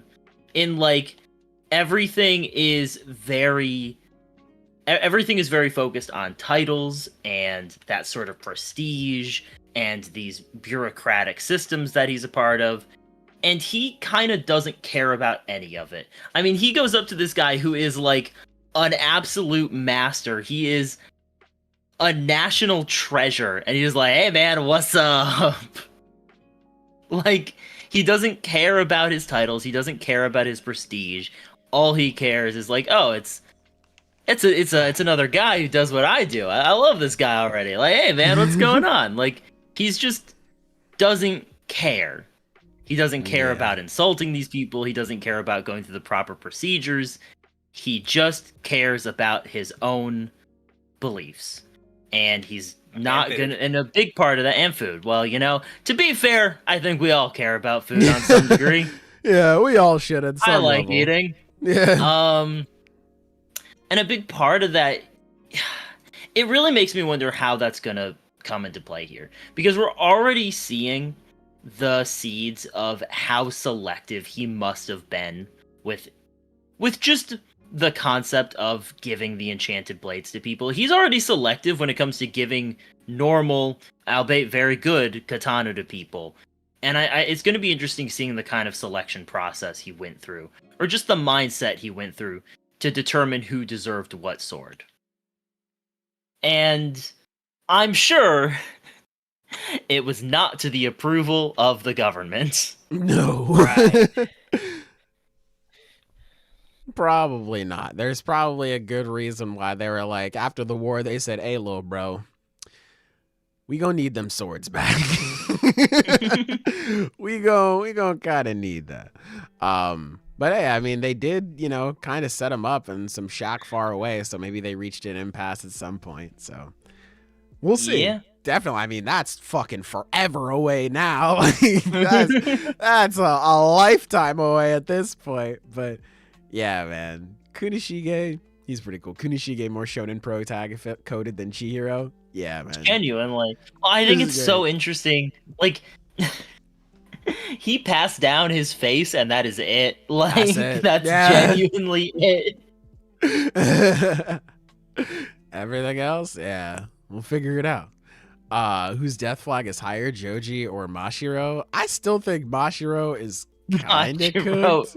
Maybe it's just because we've known Mashiro for longer, but like I do not, I don't have faith in him. I'm very scared. Especially because he is wielding a sword that Kunishige has made. So like if he dies because like he couldn't properly protect himself, that might influence how Kunishige makes katana from then on. Or maybe it doesn't, he doesn't really sell katana all that much, and he already he already seems, at least I think, has this idea of responsibility of the sword and stuff like that. So I don't know. We'll see, but I feel like Mashiro is probably higher. What if Kunishige meant to wield Magatsumi himself, but he had to be with Chiaki for Chihiro's birth? I don't think so. I mean, I could be wrong, but I feel like it definitely would just go to Soga. And I think we're gonna get, like, I'm really curious on what his relationship with Soga is going to. Well, Akamura, because actually no, he's married to it. He marries and has a kid with a Soga. When he's like, what his relationship with Akamura is going to be like, because they are different. I mean, I was just talking about, the disregard for tradition and hierarchy and rankings and bureaucracy, but like Akamura is all about that stuff. He is incredibly respecting of tradition. He is incredibly focused on the tradition and the sort of artistry of what he does. He is very focused on nationalistic beliefs, which probably translates to a respect for its systems and hierarchies. It just so happens that he ends up on top of that hierarchy. No coincidence there. Yeah. And I'm curious because they don't seem to be on bad terms until the war. Like, I mean, just with the information we know, he gives him his sword and he gives him the Magatsumi, and I doubt that was forced on him. Like, that was his most trusted friend, probably, like next to Shiba, I imagine. So I mean, I'm really curious what that's going to be like. My first instinct, and this is just off rip, because obviously we haven't seen anything yet, but my first instinct is going to be something like Hashirama and Madara. Like, that's the first thing my mind goes to. I mean, the Naruto influence is there in Kagurabachi, that's for sure. But yeah, I mean, yeah, straight up it is. He's straight up said so. But yeah, I mean, I'm curious what it's going to be like, because they could not be more opposite from what we're seeing. Yeah. We'll see, though. Beyond that, I will... Oh, sorry, do you have some? Oh, no, I was agreeing. Okay, cool. Beyond that, I think the other thing worth mentioning, very bold move to explain your magic system like a science, because, oh boy, I'm gonna be paying attention now. If this shit gets contradicted, like, this is hard stuff to keep consistent. Like, I respect it. I respect it. This is hard. Like, trying to, like, apply these kinds of things to a system that you can basically just be like, yeah, that's just how it be. Like, I was totally willing to accept, like, yeah, he just has good eyes. Like, he's just built like that. Like, I'm totally willing to accept that. Yeah. But no, we're getting a whole thing where exactly what those good eyes are seeing when you're making these enchanted blades. Like, that's a very bold move. I like it. I think it's cool. I think it's cool getting into like why specifically forging Datsenseki is a pretty difficult thing. I'm not a big fan of how Kunishige gets cut off right before he mentions the solution to the problem, but all right, man. But yeah, no, it's very interesting. I like that stuff a lot. I mean, that shows a lot of confidence in your world building. It also shows that Hokazono probably like actually looked into how katana are made and like the intricacies of that. Like, he strikes me as an author that has really done his research. So that's very cool. I'm curious to see more just about how this stuff works. Yeah. Hell yeah, man. Hell yeah. Good chapter. Good Amazing fucking chapter. The fucking Seitei war arc has been pretty chill and not too crazy so far, but like it's been giving me a lot of what I wanted. We are about to get into some shit in sometime in the future. May not be the near future, but sometime in the future we are about to get into some shit, and all of this is going to serve as excellent build up to that point. So yes, I agree. Wonderful shit. But yeah, wish I had more to say, but you know what? We've got a pretty busy pod. Yeah, Bachi's great. I will say I'm loving this Subaru guy. He's cool as hell. Big Sushi Subaru. I cannot wait to see more of him. He's great, man. And that end of the chapter where he's like, what did he say? He's because it reminded me so much of Whitebeard's thing to Luffy that I just auto-corrected that in my brain. Like at Marineford where he looks at Luffy, he's like, you saucy brat. Okay, we'll work together. Oh, he calls him a cheeky punk. That was very cool. Yeah, like that was very cool. I'm very much looking forward to them starting to work together. But yeah, let us move on to the next section of the podcast here. I know we have our tier list, but first, I want to play a game. I want to play another game with all of you. I want to play one. We're gonna try a new experiment here, chat. We have plenty of people here, so I think it'll go well. We have a lot of viewers today. Like, yeah, when I said at the last pod, like, hey man, where the fuck are y'all at with the actual podcast? Y'all listened to me, like, goddamn. They said I'm pussy. They showed up. I was not expecting y'all to call my bluff like that. Goddamn. Shouts out. Hello. Shouts out. Hello. But I want to play a game, and I'll put it up on screen here. I call it. This is a little idea I stole from the Deep 3 podcast. Keep 4, cut 4. I'm going to name you some characters, chat. I'll send up some polls in chat to see if we either keep them or cut them. I figured this first little bit, we'll do like 2 rounds. This first bit, we'll just base it on how strong they are. So how powerful do you want your team to be? The next one, you know, a lot of you guys have been talking about like aura and stuff like that. We can do it off that. We could do it off like a fraudulent, whatever you guys want to do. I feel like this could be a multifaceted sort of game. So we'll just go off that, man. Hopefully it goes well. But yeah, I'll list some characters. I'll label them out on screen, whether we keep them or cut them.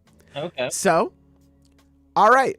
So chat room, I will put up the poll in a short second. We'll start it off easy. We're starting off a strength sort of thing here. So we'll start it off easy. We'll start it off with the big Bachi.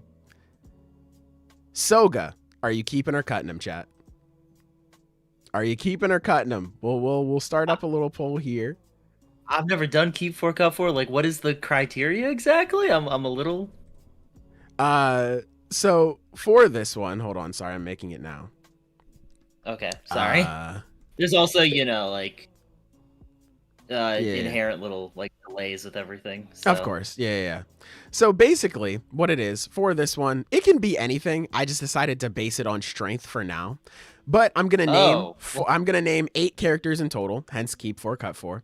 Okay. And it's just like, okay, do you want to keep this character on your team or do you want to cut them? And based off of what it is at the end, like. It's like, who do you miss out on? Like, it's like, all right, what if I said like at the end, you only had 1 cut left. And I was like, all right, your last cut is Shanks. Then you just like missed out on Shanks and stuff like that. So like, It's like a different sort of mix up and stuff like that. I figured it'd be like a fun little thing to keep people here. I'll start mixing it up, but just to dip everyone's toe in the water, we'll start off light. We'll just have Soga be our first one here. We will end it now to nobody's surprise. Everyone is saying we're keeping Soga for a strength to sort of keep 4 cut 4. So okay, I will add this now. We will add him here. We will add Soga on this side. Boom. Damn. There we go. All right. Perfect. Okay. So let me end this poll here. The only bad thing about it is that I have to interact through like multiple team or multiple screens in order to do it. Yeah, that sounds like a pain in the ass. Good luck, man. Yeah. Lemon Cloud saying, "Can he keep me?" Who said that? I don't know. Who said that? I don't know, Lemon Cloud. Okay, so must have been the wind. We'll take Soga off the list. And keep in mind, chat room, this is for like a bunch of different stories we cover here on the podcast. I tried to keep them like more recent, just so I'm not like pulling out characters like I don't know, the nigga in the treasure chest in East Blue in One Piece. Like I'm not just pulling out random stuff. Is it from series we've covered in the past as well, or just no? Okay. So I will let you know. It's Kagurabachi, One Piece, Chainsaw Man, Jujutsu Kaisen Modulo, and a little bit of Black Clover. Not a lot of Black Clover, but a little bit. Okay. So with that being said, are you chat room? Are we keeping or cutting Bonnie from One Piece? I'll add this one in. That's a trickier one. Exactly. Ooh. See, now you're seeing where that's coming from. Okay. Yeah. Okay. So cut. There we go. So I'll leave this up for a little bit. I'll leave it up. So we'll see. That's tough. We'll see. Yeah, because like her powers are crazy versatile. Oh, but even then, I wouldn't say she's strongest in the verse. Or it's not by a long shot. Of course not. Yeah. No, she could but be good for your team. You put her though. on a team with some crazy other people. She could be like, "Oh, I'm imagining a Soga-like future." Like, oh my god! Like, I don't know. I don't know. Yeah, it could be a little. Could be a little OP. Could be a little good. So we'll see. Damn. A lot of people are voting cut though so far. Damn. Y'all think y'all gonna get someone stronger? Y'all think y'all gonna get someone? I think so, yeah. Okay, yeah. Okay. Joseph Johnson saying a literal child, let her do kid things. So y'all going for the wholesome sort of thing. Okay, I see it. I see it. That's nice. This ain't about that though. Okay. If you can throw hands, like get in the ring. We will cut Bonnie from the list. Okay, so Bonnie, we are adding her as a cut. Let me fucking show the text so you guys can see that too. Okay, so let me close this poll here. All right. We're cooking. Okay, so next character on the list. Let me scroll up and down. Let me scroll. Oh, this should be... I feel like this one should be a fun one. The Locust Devil from Chainsaw Man Part 2. What the fuck?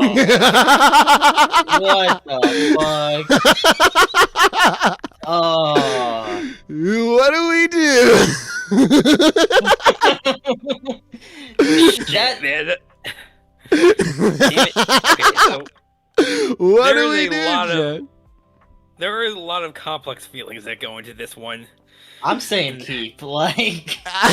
Yeah, I mean, hey, he put up a pretty good performance. That's a real demon right there, you know? Well, yeah, so I think we gotta bear in mind that he was only as strong as he was under very unique circumstances. So it's like, I feel like we gotta take that into consideration. We can keep those the circumstances. Unique circumstance of being in a fight, like... Motherfucker was just built like that. I don't know what to tell you. And plus, you know, Dude, someone in chat brought up... Someone in chat brought up the Magatsumi is bug coded. Locust Devil's gonna go crazy. Okay, that would have been a hella good team, but y'all voted to cut. All Damn, we're cutting the big Locust? Damn. All right. All right. I just remember the grasshopper girls. Damn. He fits the aesthetic, people. Y'all weren't gonna fit the vibes. Damn. Okay, so we will cut the locust devil. Okay, so we are cutting. Wary Exile, this is not about writing. This is about agenda. This is about winning. Oh, let me move the cut text over because it's getting all kind of messed up here. There we go. Okay, so let me end this poll here. Okay, wow. I was thinking you would keep him. Okay. Same. All right. Next character on the list here. Let me X Locust Devil off. Okay. Let me see. We're gonna go with Natsuki from Kagurabachi. Going back to Kagurabachi. Big lightning beast guy. Oh. How we feeling about it, man? How we feeling about it? Ski. Keep. Cut. How we feeling about it? How we feeling about Natsuki? How we feeling? I'm saying cut personally. I think I'll also say cut. The man's got no team playing. Like, damn. You weren't fucking with his little team up? You weren't fucking with that? he was the only one not really teaming like that, honestly. Damn. Okay. Man who says it right. If you keep him, you're trolling. Like, damn. like, all right. Damn. Keep them so we don't run out of cuts, maybe. Yeah, you only have a couple amount of cuts. You only have a... The worst combatant of the four is fucking hilarious. Like, that was a 4-person fight. He was putting up no numbers. Damn. Okay, we're cutting Natsuki. All right. We're cutting him. We're cutting for Natsuki. Damn. Natsuki, we tried to keep you, bro.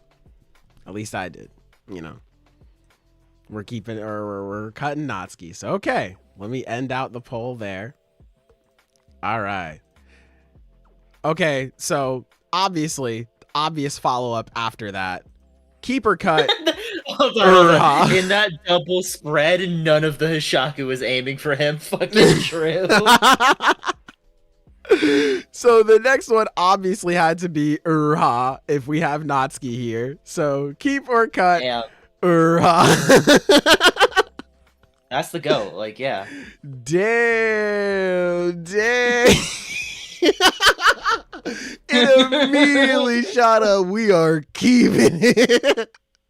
I know Natsuki is fuming. Damn.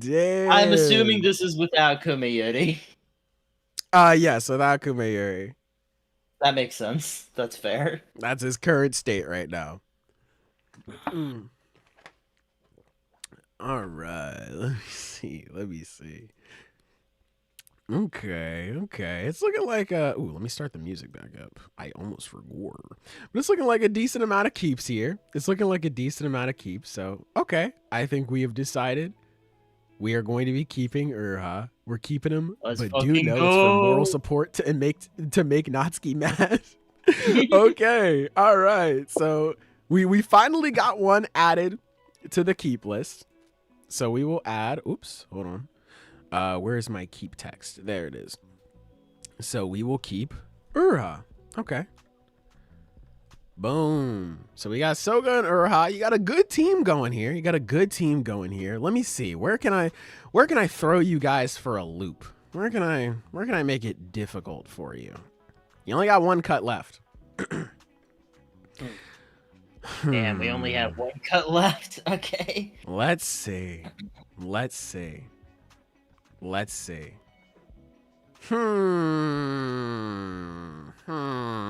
could I go? I think, you know what? I will go here because I feel like because It's too late for this character. I want to make it interesting. You could just randomize it. No, I can't. I want to know. Oh, you want to rig the game? Okay. I have to pick for me. Which one would be the best? Oh, well, first let me take Uruha off my list. Which one would be the best one to sort of throw a bit of confusion in here? Yes, indubitably. Okay.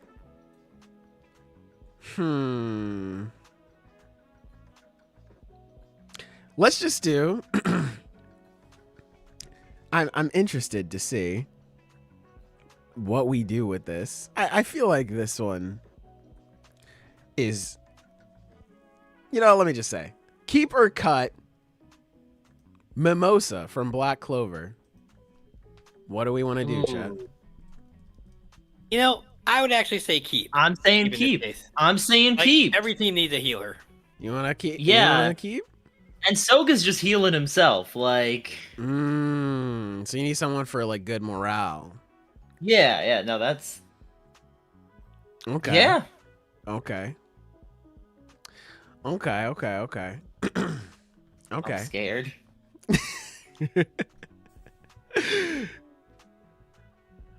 All right. So Soga and Mimosa to make sure Soga doesn't kill her. You know what? W team. True, and that's pretty true.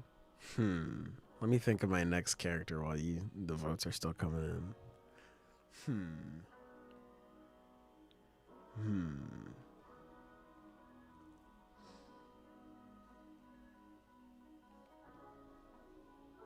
Okay.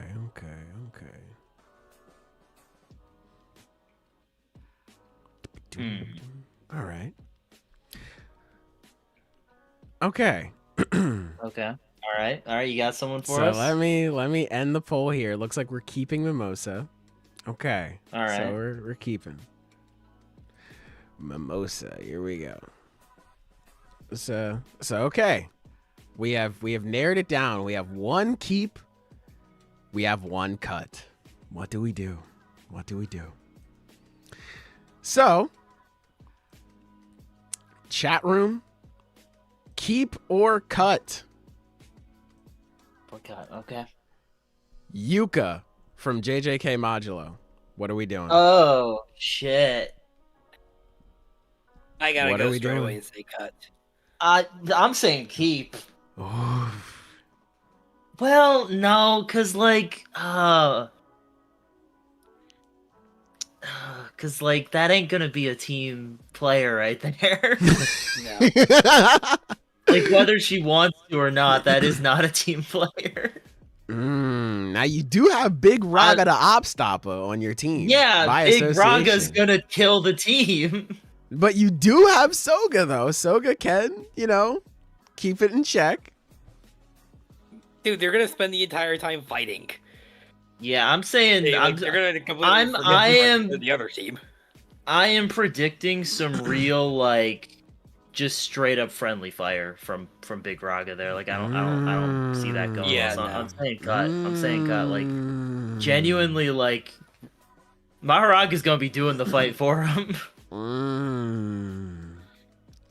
Oh, it's getting. So I gotta say cut. It's going up and down. Oh shit! This is the closest one we've had. Wow. Yeah. Okay. Good. I'll give it a little bit more to see where it goes. This is interesting though. Let me take her off my list. Let me see.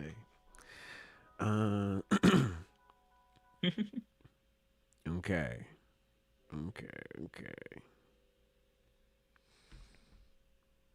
It's because of her Raga. Damn. Okay, but she ain't doing anything herself. Like let's be so real. it looks like we have decided to cut Yuka. So okay. We're cutting Yuka. Yuka is getting cut. I'm sorry, child, but you've been cut. Okay. So chat room, you only got one keep. Are you comfortable in your position? Oh no. Are you comfortable in your faith? I mean, we got a pretty good team if we being real. Do you think that this team will do you well? Better yet, do you think I would lead you astray? Yes. I mean, a little bit. Yeah, that's the one part where I'm like not confident. You know, like. Okay. I'm fairly confident you'll find a way to try to screw us over, or just for the lulz. Okay. The last option. You have to automatically keep this character. There is no vote. The last person in this keep for cut for is Rox D. Zebek. I'll be easy on you. I'll be nice. Oh. That's nice. That's nice. You guys did pretty damn good. Hey, look at this. Woo. Look at this damn team here. You guys killed it. Okay. You guys did really good. Look at this team here. This is nice. The cut on Bonnie, I was surprised. Yeah. Cut on Bonnie, I was surprised, but you guys got Mimosa. You guys managed it out with something else. Locust Devil, that was very funny. I was definitely expecting a keep there. I'm not gonna lie. Yeah, I will say though, as far as with this team goes, I'm probably still expecting some friendly fire still between Rox and Soga, because no fucking way in hell are these two gonna get along. But at least it's gonna be better than it would be Soga and Maharaga. Nah, I'm sure they'll be fine. Maybe, hopefully, I don't know. But yeah, that was pretty good. Do you guys, chat room, do you want to do another one based off of another scaling? Like, it doesn't have to be strength. It could be strength again, or we can get right into the tier list. I'll let y'all decide in chat amongst yourselves while we get this together. I just realized I forgot to put down the fucking timestamp for that. Oh, well, I'll get that later. It's all right. Aura, if people want to do an Aura one. Oh god, let's see if we got any other suggestions in the chat. Okay, we got Aura, we got Riz. The fucking Duke Dennis keep for cut for. Oh shit. Another one. Okay, I'm happy people are liking this one. This one turned out pretty well. I had fun with this, so I'm happy. We're not doing that one, Lemon. We're not doing that one. Which the most racist characters? No. Well, actually, I don't know. I don't know. That seems like a pretty dangerous game. Oh my gosh, it would be funny though. I can't deny it would be funny. Deadbeat. I mean, let's see who we got. We would have Geto, Frieza, Zoro, obviously. So it's like, but even then, it's like, how many 8 characters can we get? Type shit and things of that nature. So here's what I'll do. I will put a poll in the ones that we've seen. We have I've seen Power, I've seen Aura. I'd say Riz and Aura are about the same. I think those are pretty funny. Yeah. Yeah. Well, no. Riz and Aura are somewhat they are different. I will say they are very different. So we'll add a different option for that. So let's see which one is next. Do we do one on Riz?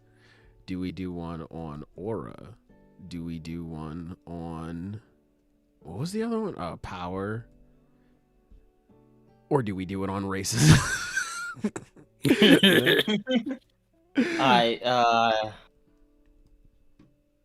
It's the same list of characters that I have, by the way. So like that could be a fun list to pull from. Yeah. Let's see. Let's see what the chat wants to do. Which one do you wanna add it up on? Immediately Aura and racism got the most votes. I know who you are. Y'all are not good people, you know, I'm just putting that out there. I know who you are, boy. Let me see. It's not even letting me see who's. Okay, there we go. All right. Is aura and racism not the same? You know what, man? How about you just put it into aura if you think they are? Like, what? you know, man, cast your vote there instead. Oh man. No. Might want to veto racism. It might be funny though. What if it's funny? Racism and aura are fucking fighting. They are. That is the most back and forth I've ever seen. Holy shit. They're going fucking crazy right now.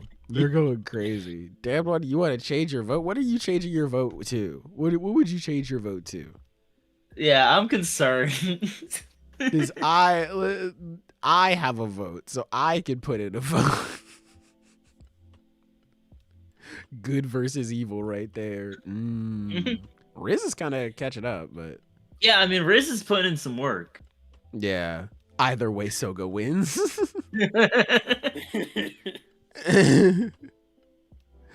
I'm a saint, so that means bro is definitely going for racism.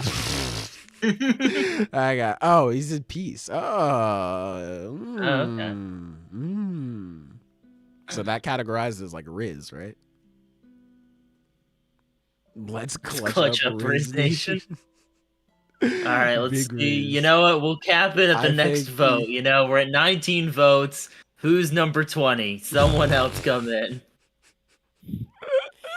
I think it's pretty safe to just cap it off now. I think we have like 60 viewers, all right? Someone can put in another vote. Like, there we go. All right. There we go. All right.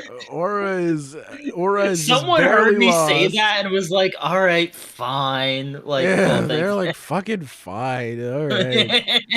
So it looks like we are doing a keep for cut for on racism. So Oh God.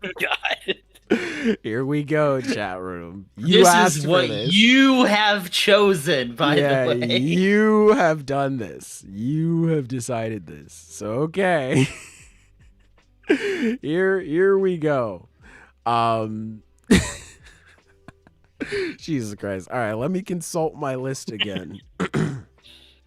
Yep, Let me this is consult my something list. that you all picked, so you know that's We that's cannot how be it held is accountable. sometimes.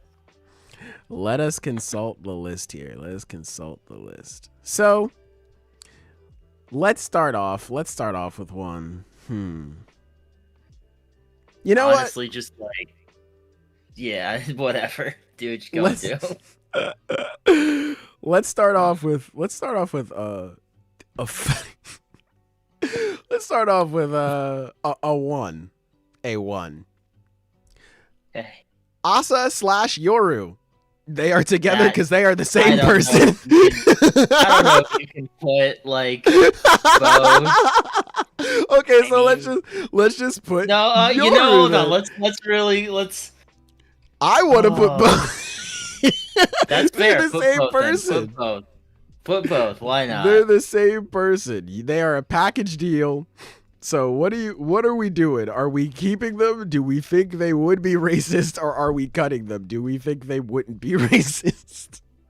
I'm Talk cutting. amongst Oh, yourselves wait, in the I chat. I'm keeping. I'm cutting. We're keeping. You think? Well, one like Yoru, just goddamn Yoru. But like, I don't know, man. Maybe this is a hot take. I feel like if she could, Asa would go on 4chan. You know, like I feel. No,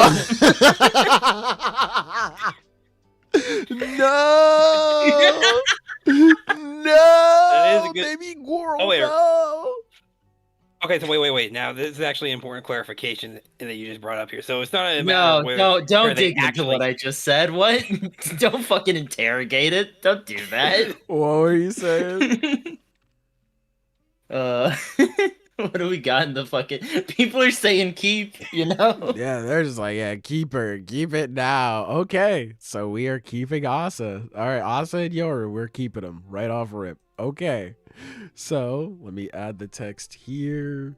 Asa / Yoru. Fuck, Zenith is right. You goddamn right I am. yeah. So there we go. Okay, perfect. Let's end this poll here. Perfect. There you go. Early Asa 100% would find herself in Brace's online communities if they liked her. Yeah. Okay, so next one. You know what? We'll go back to the Big Bachi. A lot of people like the Big Bachi. Yura, Johnny Hishaku from Kagurabachi. How are you feeling? That's tough. That one's actually hard. Do we keep him or do we cut him, Jet? He's like he would never say anything or like do anything racist, but like he wouldn't have any objections to like racist political policies. Like he wouldn't like do anything about it. You know what I mean? Okay, bro, gas but prices then, are down. Like I don't think you could really count him then, right? Because like, if we're going off of that, I would say cut. No, I think that in itself can be pretty. That can be pretty racist. There's biases there. There's prejudices there. You know, he approved of what happened with the war. So I think like he didn't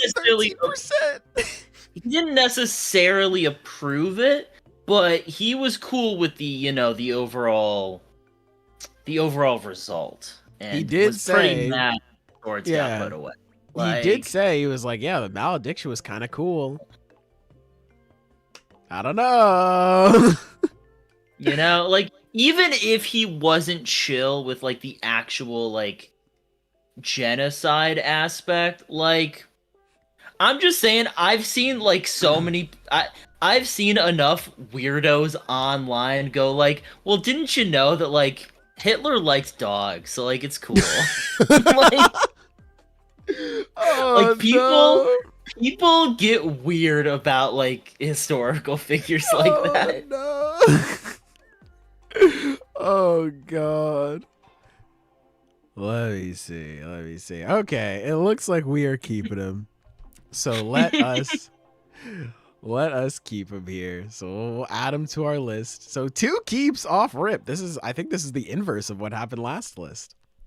So we are let's see. Yura almost didn't put that out there. There we go. Okay. So we are keeping Yura. Okay. Next up on the list. Next up on the list. Oh no. I'm sorry. Oh no. No. Oh no. No, I'm sorry. I'm deciding between 2 characters. I'm deciding. I don't know. Flip a coin, I guess. I don't know.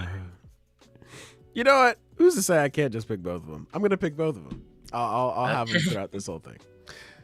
Eustace Captain Kidd. How he feeling, Chad? I would say a cut. Let's see. I mean, like, well, hold on. Like, let's look at the crew real quick. You don't think after he got beat up in Elbaf, he didn't say like a giant slur or what? Well, I'm just, he I wasn't think... beat up by the Giants. He was beat up by Shanks. It's like he's not. In the end, the Giants didn't do anything, so he's got nothing against them. Like, remember, the Giants didn't even have a chance to step in. And so it's like... Well, the Giants did blow up his ship, he? but he was, like, unconscious at that point.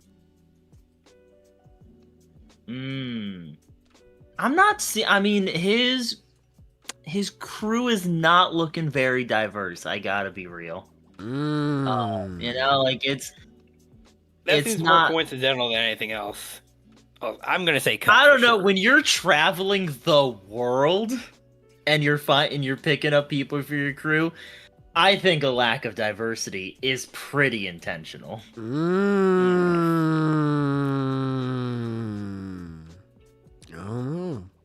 don't know. I'm just saying. Alright. It looks like the overwhelming majority is cut. Overwhelming a cut, but just know my stance was made clear. So you're saying I just don't want kid, doesn't matter how racist he is. Said I just don't want him on my team. Get him out of here.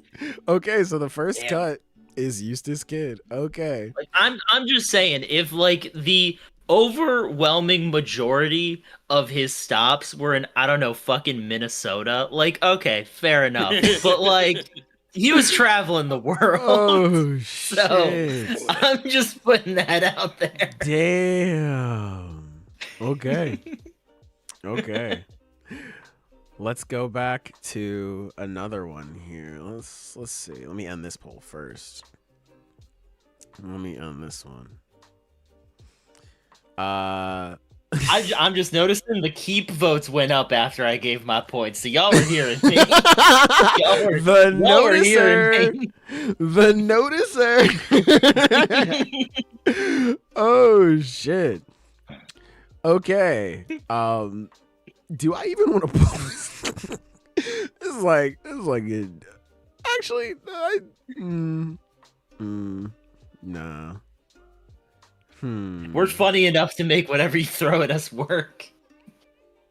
You know what? True. Okay. So, next person on the list in our keep 4 cut 4. It's Yakumaru from JJK Modulo. He's the guy who shot Cross. So, do we want to keep him or cut him?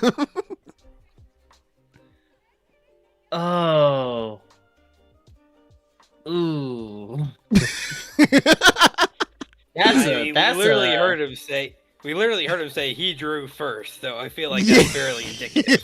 Like, it's, you know, that's not looking good for Yakumaru. Yakumaru,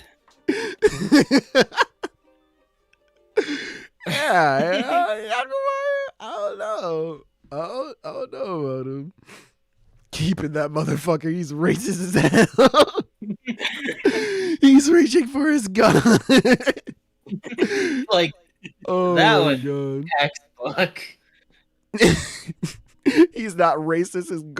His gardener is an alien. No. Oh. No. Ooh.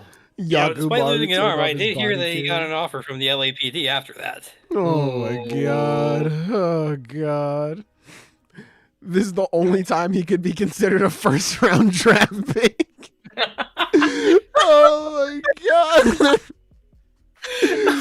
Oh my God. Okay, so we are keeping Yakumaru. Okay. Yeah, all right. that's a pretty easy one. That's a pretty simple one. I had to throw a nice and simple one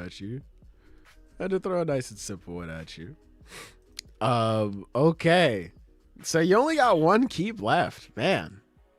Yeah, All we gotta we gotta be careful here. We gotta be. Oh, go ahead. Nah, nothing. And let's just go. Okay. All right. Let's see. Who can we pull from? I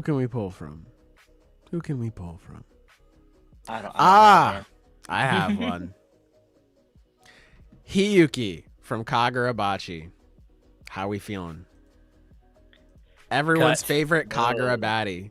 That's a cut. I mean, that's a cut right there. Like,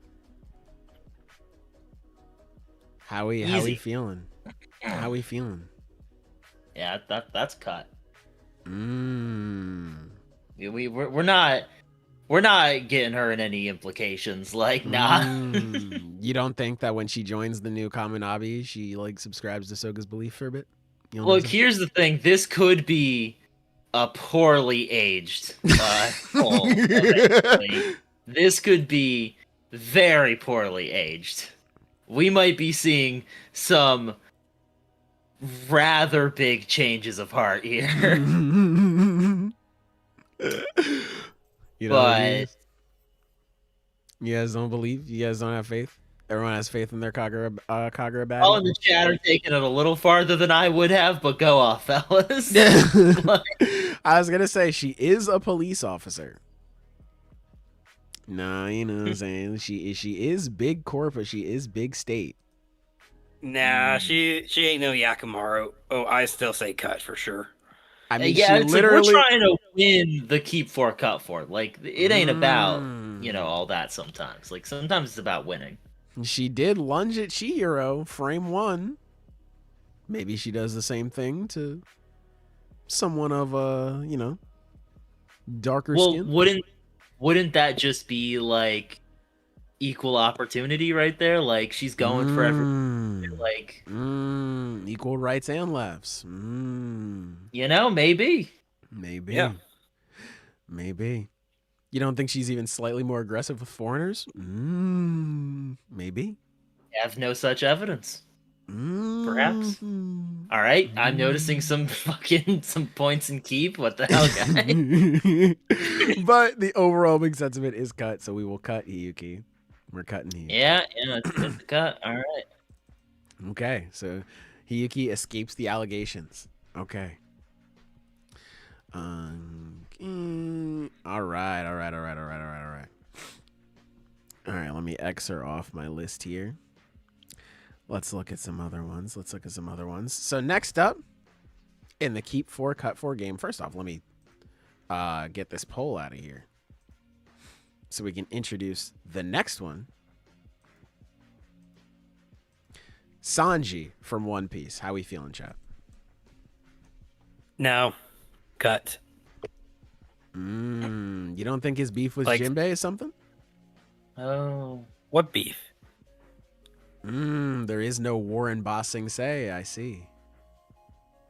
No, like I'm dead ass here. I don't know what the hell you're talking about. Oh yeah, so back when it was revealed in Fishman Island that Jinbei let Arlong go, Sanji was like, "You stupid fucking fishman freak." We were like, "Whoa." Here's the thing.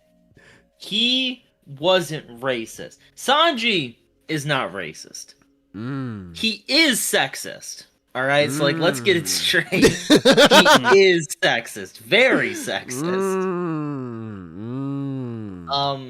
And so what he was saying there was an outburst of offensive words, but it was ultimately born of his sexist beliefs. He does not hold racist beliefs, as far as I can tell.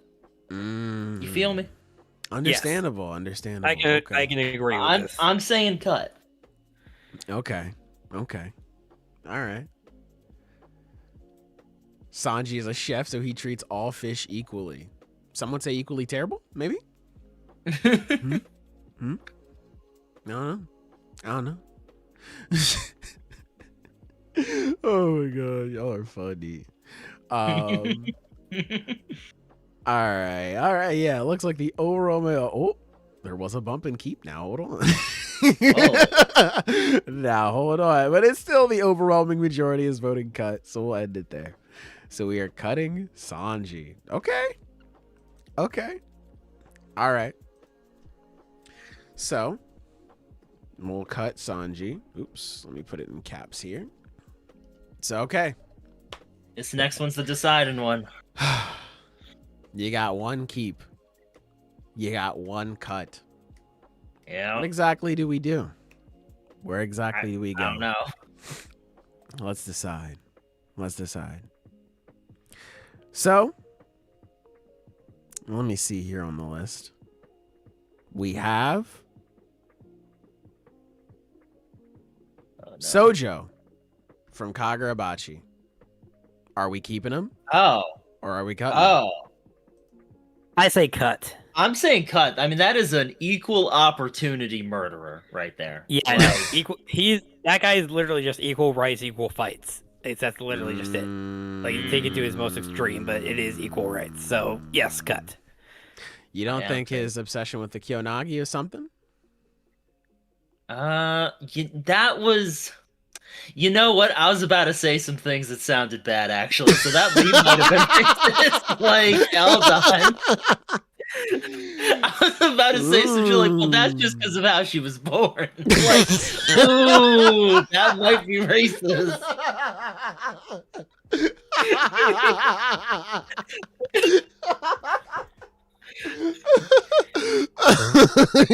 Shit. Ooh, he might be racist. Shit. Ooh. Damn.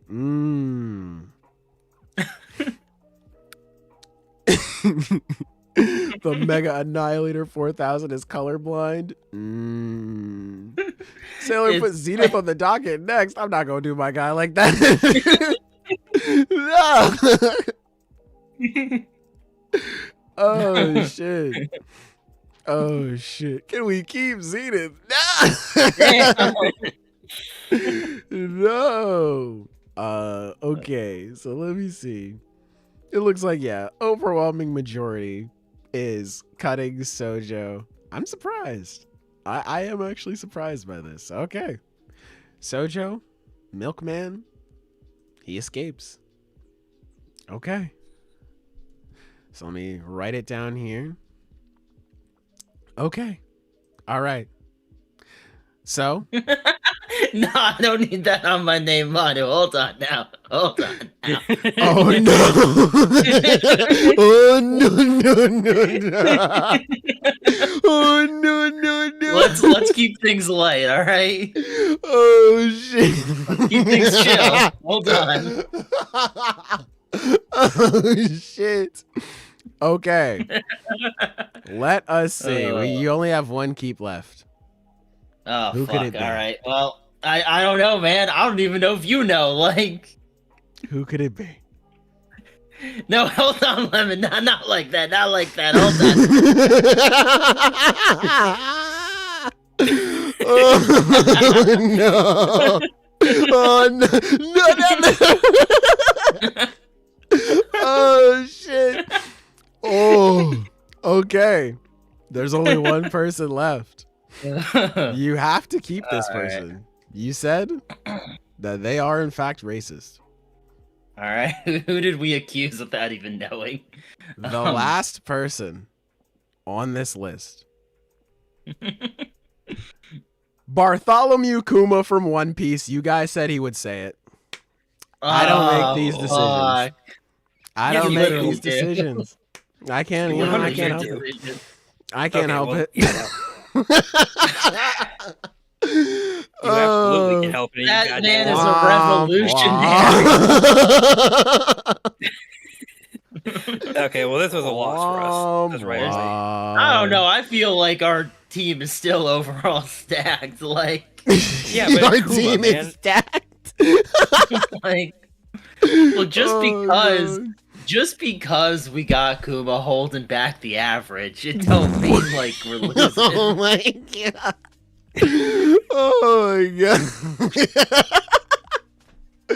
Oh my lord. So yeah, that's the keep 4 cut 4 game, everybody. Hopefully you had as much fun as I did. I loved this. I've been accused of some rather unsavory things, I have to say. Hey, Weary Exile brings up the good point. He was called the Tyrant after all. Yeah, but that was literally propaganda. We literally saw the backstory for that. No, I don't think we did. You know, I didn't see it. I don't know. So you're just gonna trust Oda then, huh? Oh shit! Okay. Fucking sheeple alert!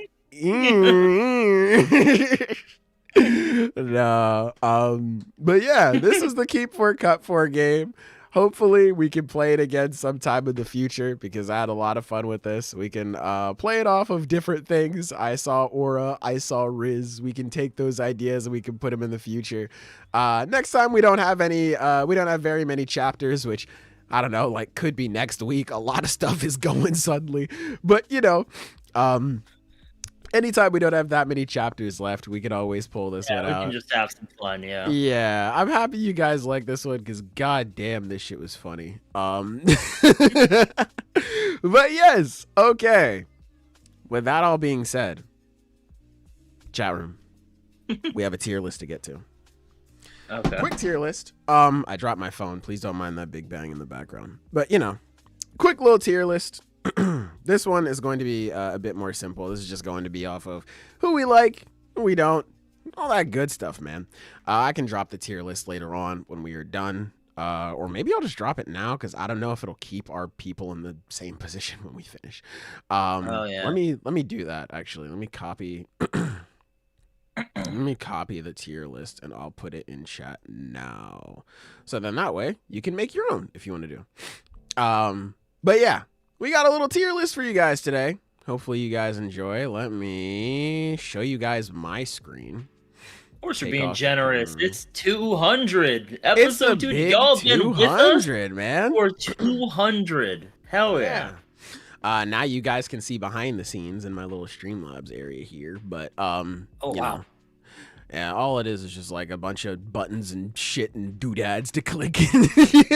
This is how I make the stream go. This is how I make the stream function. And I have to go here and press the stream a million different ways. It's all a lot. But anyway, it's worth it. But here we go. We just have our standard tiers here. We have S through F tier. And we have a small assortment of characters. Didn't want to make it too big just because we had a lot of stuff going on already. Tried to keep it at more so characters that we've talked about recently. We added Deku and Yuji just because their character arcs really concluded recently. And a lot of people have been. We've spent a while since our last Protag tier list. That was like episode 25 of this podcast. That was fucking forever ago, man. But just stuff that would be relevant since then. If you take issue with it, take issue with Taylor, because I didn't make it. Hey, yeah, if you take issue with me, you take issue with all of us. You know what I'm saying? That's just how it is. You're right, guys. If any of you guys have a problem, you'll beat up Silver about it. All right? It's not me. Hey, yo, what the fuck? What? Oh, I'm sorry. I just thought that's how we got down. No, it's not how we got down. I never agreed. I never co-signed on that shit. Damn. You can get your own ass beat. What the hell? You didn't read the fine text. It's okay. What the hell? Yeah, maybe for other ones we can do tier list of like our rapid fire ones. Maybe in the future. Again, we don't really have many chapters to talk about. More content ideas are just spawning off the brain here. But anyway, let's delve into our first character here. We have Tsurugi from Jujutsu Kaisen Modulo. Where would you guys like to put him? Where are we feeling? And we can reorder things once we get done, by the way. It's not like set in stone, obviously. I guess I would probably say hard. Yeah, Tsurugi's hard.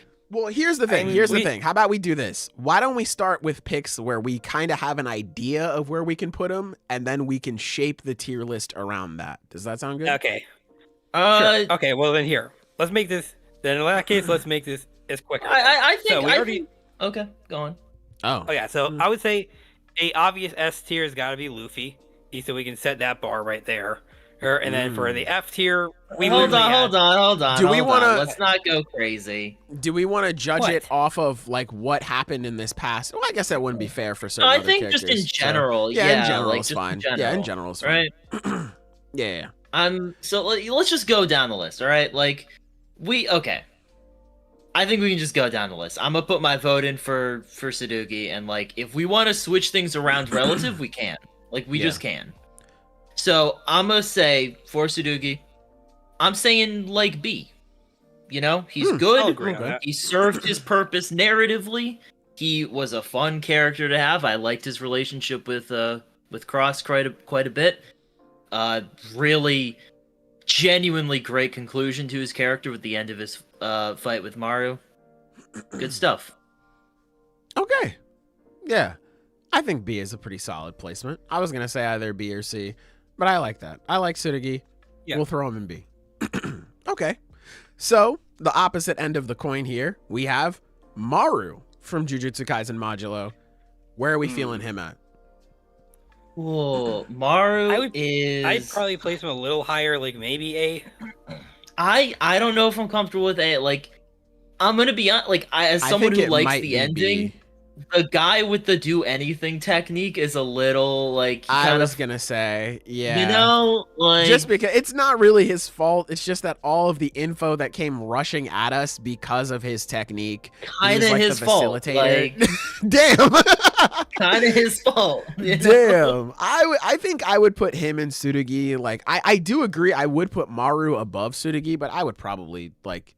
I don't think we'll order the tiers like crazy style, but overall, I like his writing more. I think like his involvement in that fight with just how conflicted he is with everything was such a great crystallization of just the moral complexity of Modulo. Like he was really at the heart of it in a way that was heartbreaking. Yeah. So I'm like, I know we're not crazy ordering.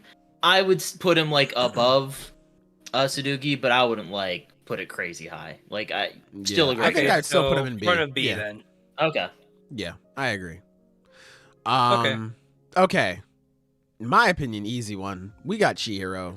We can just move him to S tier. Yeah, that's the goat right there. We can just move him to S tier. Like that one, I don't even think we really need to talk about it. That's the goat right there. That's the goat. I mean, come on. Yeah. I think it's incredible. Like, we have gone through essentially part 1 of his story, and I think it's honestly kind of understated how much his character has changed since chapter 1. So fucking good, bro. Everything every day I wake up from with him, hatred.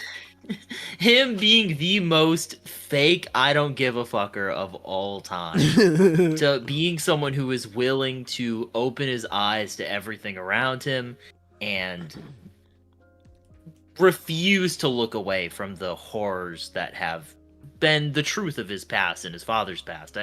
And the way it's going into Kunishige's whole deal, like, it's so good. That panel, I mean, y'all seen it on the new background. That last panel of him, that's in the background of the podcast now. Like, yeah, man. That shit's so good. Having his whole journey conclude the way it did in part 1, having him be like this guiding light for others throughout the entirety of it, seeing him get to this point, God, dude, I love this fucking guy so much. And he has consistently good, like, dynamics with all of his villains. Yes, dude. Like, it's because, you know, it's very easy for a main character to get overshadowed by how interesting or cool their villains are, especially since, like, a villain is there for less time, so they gotta go hard and make their time count. But he is always at the core of just that thematic relationship. Like, he is doing just as many cool things, he's just as many good moments as his villains.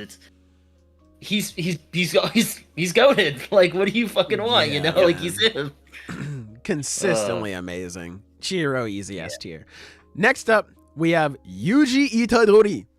That's my goat, so I would put him in S tier. But I can understand A if we're considering the grand totality of things.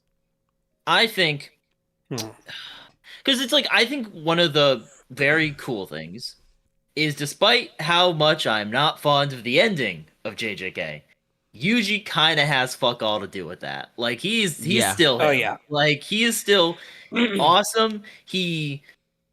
I mean, unlike, you know, with Chihido, like, you know, putting in some real work with those villain relationships, Yuji's putting in all the work there. Yeah. Like, There's a very one-sided affair. Best. He is the best part of his dynamic with Sukuna, actually. Yeah, Yep. yeah. Backpack the shit out of him. Yuji's great.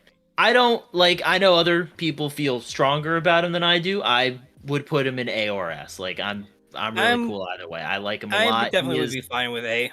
I also think, like, his role in Modula especially, you know, that really enhanced his character. That really does a lot for him. It does a lot for his conclusion, because whereas his conclusion in the main story is good, I mean, it's very classic. You know, it's very like, all right, the adventure continues type of thing. And there's nothing wrong with that, but there's a lot more substance in what we got with Modulo. Like, just how and how he eventually came around to accept his role in the world, and not a role that was given to him, but one that he chose for himself. Yeah. I can understand putting him in A, just because if we're looking at it from the totality of things, Yuji does not really do a whole lot after Shinjuku. Like, the story is more so revolved around a lot of other characters, and Yuji is just kind of there. And even when you get into Shinjuku, like, it's about Gojo and Sukuna, then it's about Kashimo, then it's about Higuruma, then it's about, then it's about, like, Yuji and Choso and Yuta, but even then, like, Yuji's just kind of support. Like, he doesn't do a whole lot until he's awakened, and that's because, like Zenith was saying, Yuji puts in all the work in the relationship, Sukuna just does not care about him, so, like, he's just kind of there. I think overall, like, I'd have to say A, because, like, S protagonists, like, those are the ones that are just doing so much for their story. I like Chihiro a lot, like, man. Like, Chihiro, I like Chihiro a lot. Like the main character in every arc, and that's just not always the case for protagonists. Like, some of them take that back seat. Yuji my goat, but I like Chihiro a lot, dude. Don't mind the voice crack, but it's a lot. Yeah, so I can agree with A. Now hold on, folks. Hold on.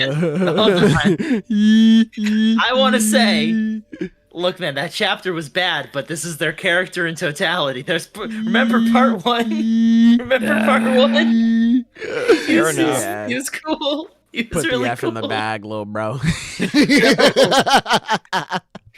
Put the F in the bag, little bro. Unfortunately, I do remember part 1, and so does Fujimoto, and that's why he went back to actively make it worse. Yeah, it's not looking good for Denji, man. I am gonna say C tier because I still am fond of it. I'll be generous and bump.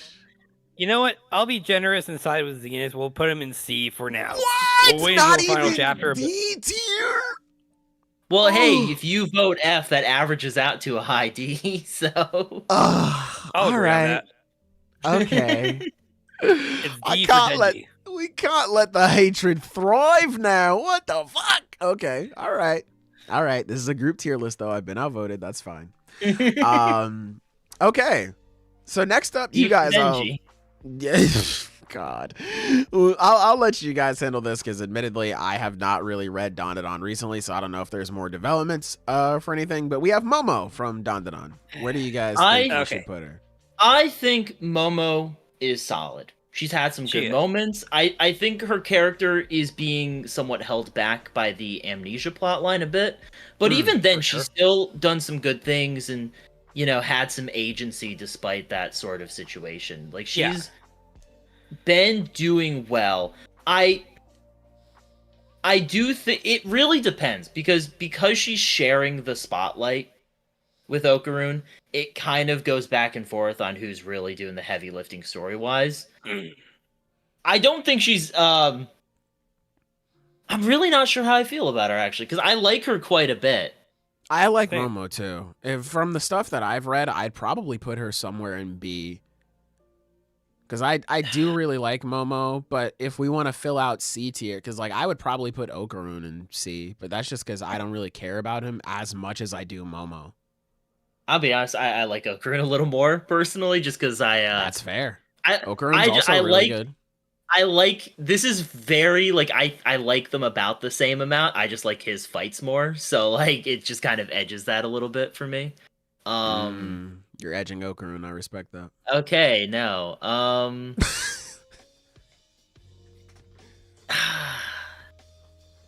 Wherever they go, I think I would personally put them both in around B. In the same. Just because I'll agree. I like them, and I don't think any of them have like really stand out moments for me. Like they are just generally they carry the story well. They have fun personalities and dynamics, especially together. But I mean, like, if in terms of like, these big climactic moments, they don't really have that much, right? And I think compared to other characters here. individually, yeah, for sure, I'll agree. And I think that is also a consequence of like sharing the spotlight with each other. So in this respect, yeah, I would say if for Momo and Okurun together, I would say that could either be B or C. Yeah. I kind of want to say C just to fill it out, but if we're putting them together, I like Momo more than C. So I guess I'll go B. Yeah. Okay. Cool. So we'll throw them in there. Okay. We'll put him below Tsurugi. Yeah. Okay.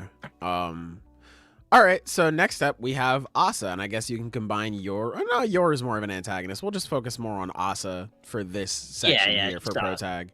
Where are we feeling her? She's complicated. She's definitely above Denji. I don't get. She's C tier at least. Let's I don't think it's fair to her if we assume the story is over. I don't think that's necessarily fair to her because there could be more for her in the next chapter. Yes. And what we have is very good. I'm just putting that out there. What we have for her as a character is very good. Yeah, I think she is one of the consistent things that even in chapters I really don't like, she has good moments. Yes. She has good development. She has a really fun dynamics in early part 2. And I agree. She's kind of carried the story of part 2 overall. I agree. Yeah. I personally like. Plus, she just has one of the most fun personalities I've ever seen a protagonist have. Like, it honestly tempts me to put her in A. Like, I think I would still put her in A, even with the ending kind of being like, I guess lackluster with her not having as much to do as at least as what I thought she would. Which makes me want to put her in B, like high B a little bit, but like overall, but she fucking dwarfs everyone in B though. Like. Yeah, like do we just make her the gatekeeper of B? Like, I think we can put her in A below Yuji, personally. I agree. I agree with that. Yeah, okay. Yeah, because like if we're taking it into totality, Asa is easily the best part of part 2 to me. Like her and her relationship with Yoru is easily the best. And even with her not having as much to do in recent chapters, I still think the stuff that she does get is really good. Like her flashback is very good. It's just that she hasn't had much time to really shine. The camera or the spotlight's not really focused on her. Whenever it is on her, she's more so Yoru in that moment. So I do understand if people would want to put her lower, but I think just based off of what we got from her alone, I still think I'd put her in A. And it's like genuinely, like here's the thing.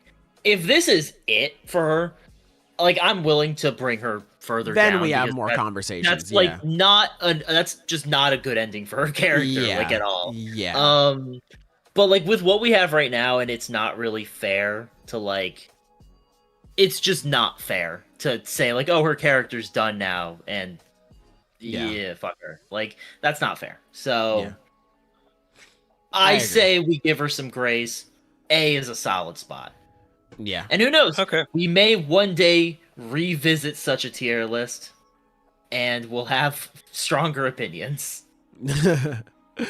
Okay, so next up we have Asta from Black Clover. How are we feeling about him? Oh, that C spot was waiting for him. No, I'll definitely agree. He's not terrible, but I like Asta. Being real, because I don't know if I'd put him in C. I'm genuinely thinking about it. Where Asta is a character that he does a lot. I'm not sure he does a lot for the story. Like, and that's weird to say because he is the protagonist and he does a whole lot. But like, what we've seen from him is not very interesting. I think I really liked him. I really liked what he was up to when he got sent away and he was doing that training arc with like the Zeton and all that. I think that was actually really good. I think a lot of people were underrating his development in that, and I think a lot of the conversation about that was kind of downplaying him. And just very simple things like him being able to regain that confidence was very resonant with the story overall. I just think since then we've kind of had some final act syndrome where there's so much going on in the story and he just has a final villain that is giving him nothing to work with. Like that I do agree with, yeah. Okay, yeah. Yeah. Where like it's just he's a solid character, but it's if your final antagonist is not giving you a good dynamic, it's really hard to shine as a protagonist. Like he's doing cool things, the fight is cool, but there's just not much substance to work with, and he's just he is essentially the same character he's been for a while. And because that's like I like Asta, he's a fun character, he's a fun personality, I like his dynamic with other characters. It's just he's not that interesting at the end of the day. I think for me, I would put him I think looking at it, I would have put him in B, and then I would have swapped the Dandadan characters down to C.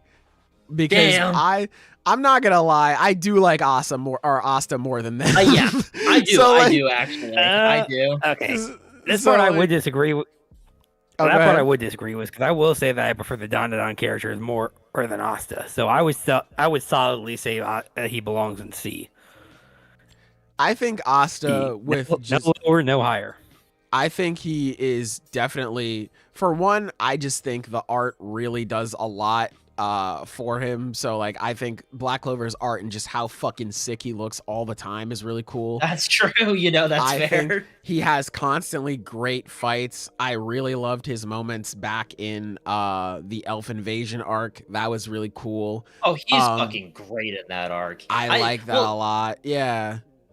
Part of that is also he has good villains to work off of there. Exactly. Yeah. His whole like dynamic with Patri was really good. His dynamic with the Black Bulls is really cool too, especially when he links up with Yami, like in that one fight where they're together, where Yami comes in and saves the Black Bulls, and Asa's like, fuck, I'm so beat up and tired, I feel exhausted, I can't do anything, I can't help at all. And Yami just looks at him, he's like, what are you doing? I need your help for this. Instantly shoots up, he's like, let's fucking work. Like, that was awesome. I love that sort of thing. Asta, he's just like, it's not like a deeper moment. Asta just has like cool moments. Like I think Asta is just cool. Like, is he generic shonen man? Yeah, but he's also cool. I like Asta. He's good at the role he serves. It's just he shines. My issue is like he's just not really given a lot to work off of in the final arc. But when he is, he shines. He's fucking great to watch. Yeah. So here's the thing, I don't want to put him in C, because like I was just kind of fucking around earlier. Because I do like him, and I do think he's just kind of a part of a final arc that I don't really love. I think he's great, and I think he generally gets a really bad rep in the community that I do just disagree with. I think a lot of people hated him, like, oh, anti-magic is bullshit, and it's like, it kind of is when you get to the end of the end of the story. It is, but yeah, it's cool. Oh yeah, like I like Asta. He's cool. I just wish he was just given more to work with. It's like when you watch a movie and there's like two characters interacting, and like one of them is so much better at acting than the other. It's like, dude, fucking work with them, please. Give them something. Do something, Raph, please. Yeah. And it's like I like him. I would put him like high B personally. I agree. Me personally, guy like me, I would put him high B. All right, looks like I got outvoted. I'd have him be like the gatekeeper of B. Like I think he's fine. Yeah.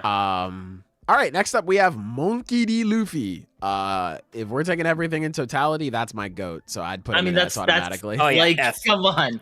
I really I just opened think this with like saying he belongs in S. Like, there's really should be zero That's debate my on this goat matter. right there. Yeah. I think because I am seeing some people who are like, nah, we got Harris on ride, Luffy is CIMO, mainly because of post time skip. He doesn't even drive the plot anymore. It's all about Nika and Joy Boy now.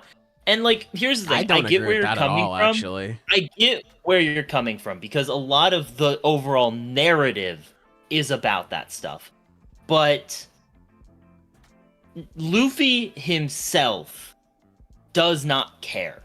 None of his actions are predicated on any of the larger goings on of his world, and he just purely acts on his own intuition and his own desires and his own things that he cares about. And I think because of how big Nika and Joybei are, that's made that aspect of his character shine through even more. It's made one of the most unique things about him shine through even more, which is how little he gets caught up in that stuff. And it's like, it's the complete opposite approach you'll see from a lot of other big shonen protagonists, where they do have these big world-shaking events. I mean, look at, like, any of the other, like... I mean, look at its contemporary. Like, its most notable contemporary would be Naruto, where I love Naruto, but the approach is completely different, where everything about Naruto's character going forward from, like, the Pain arc is about these larger world events and what they mean. And we're seeing this with our other guy in S tier right here, which is Chihiro, where he is so heavily defined by what's going on. And it's the way Luffy is really refreshing, which is kind of hilarious because he's not a newer protagonist at all. This is just something that Oda did that has remained unique and well done. Hey, man, I'm not gonna lie. I think Naruto also would fit that too, but that's a conversation for another day. Okay. Yes, but yes, I do agree with everything you just said. Yeah, I think Luffy is easy S tier. The fact that he, again, doesn't get caught up in any of that sort of stuff. He is the only one who seems to be free in all of these things. The more history we get, the more lore that we get, the more of Emu of being like, oh, this is connected to this and blah, blah, blah, blah, blah. The more it emphasizes like that none of that shit matters to Luffy. He doesn't care about it at all. It's just the thing he cares about the things that he cares about. He cares about the things that he holds near and dear. None of this like 3 world shit concerns him. It's not like, oh, well, Luffy, you have to make a world where, like, what world are you going to make? And it's like, dude, I just want my friends to be able to eat. Like, I just want a world where my friends can have what they want. Like, it's nothing crazy. It's nothing absurd. It's just what Luffy wants. It's something simple. Plus, we have everything going on with his own dream afterwards, which we don't even know the full extent of that. So that's only going to emphasize Luffy's autonomy even more in this whole grand scope of things. So yeah, I really like Luffy a lot. That's my guy right there. Easy S. Easy S. Yes. And then we have the 2 characters who I added because they were basically our main characters throughout the year of 2025 when it came to One Piece. First up, we got Rocks. Where do we want to put Rocks?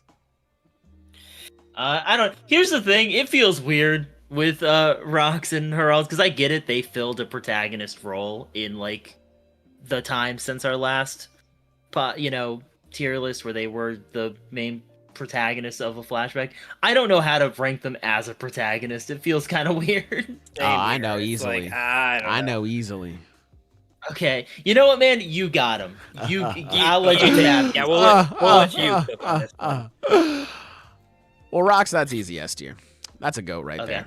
Rocks is great. I don't really have anything else to say. Like, Rocks is just such an amazing character. The more that we learned about him throughout the entire flashback, I just fell in love with this guy more and more and more. Seeing his end, the tragic end of his character, I think cemented him as one of my favorite One Piece characters. I love this fucking guy a lot, man. Like, I think his story is so perfect, and it lays out so much stuff for the future with Blackbeard and his setup as well.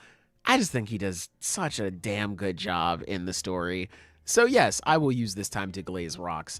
Harold, I'd probably put him in like A, because even though I may not like him as much as Rocks, God, this character is also so good because he's so infuriating. He's so angry and upset. I hate this fucking guy, but at the same time, I love this fucking guy, man.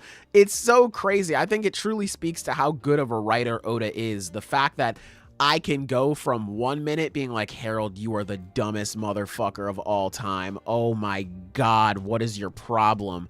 To instantly, and in like 2 pages, I feel so sympathetic for this character and I want nothing but the best for him. I think that is such a talent and skill to have, and to be able to write these many sides of one character and be able to truly illustrate all of them to the reader the way Oda did. I think he did a great job with Harold, man. I love him. I hate him.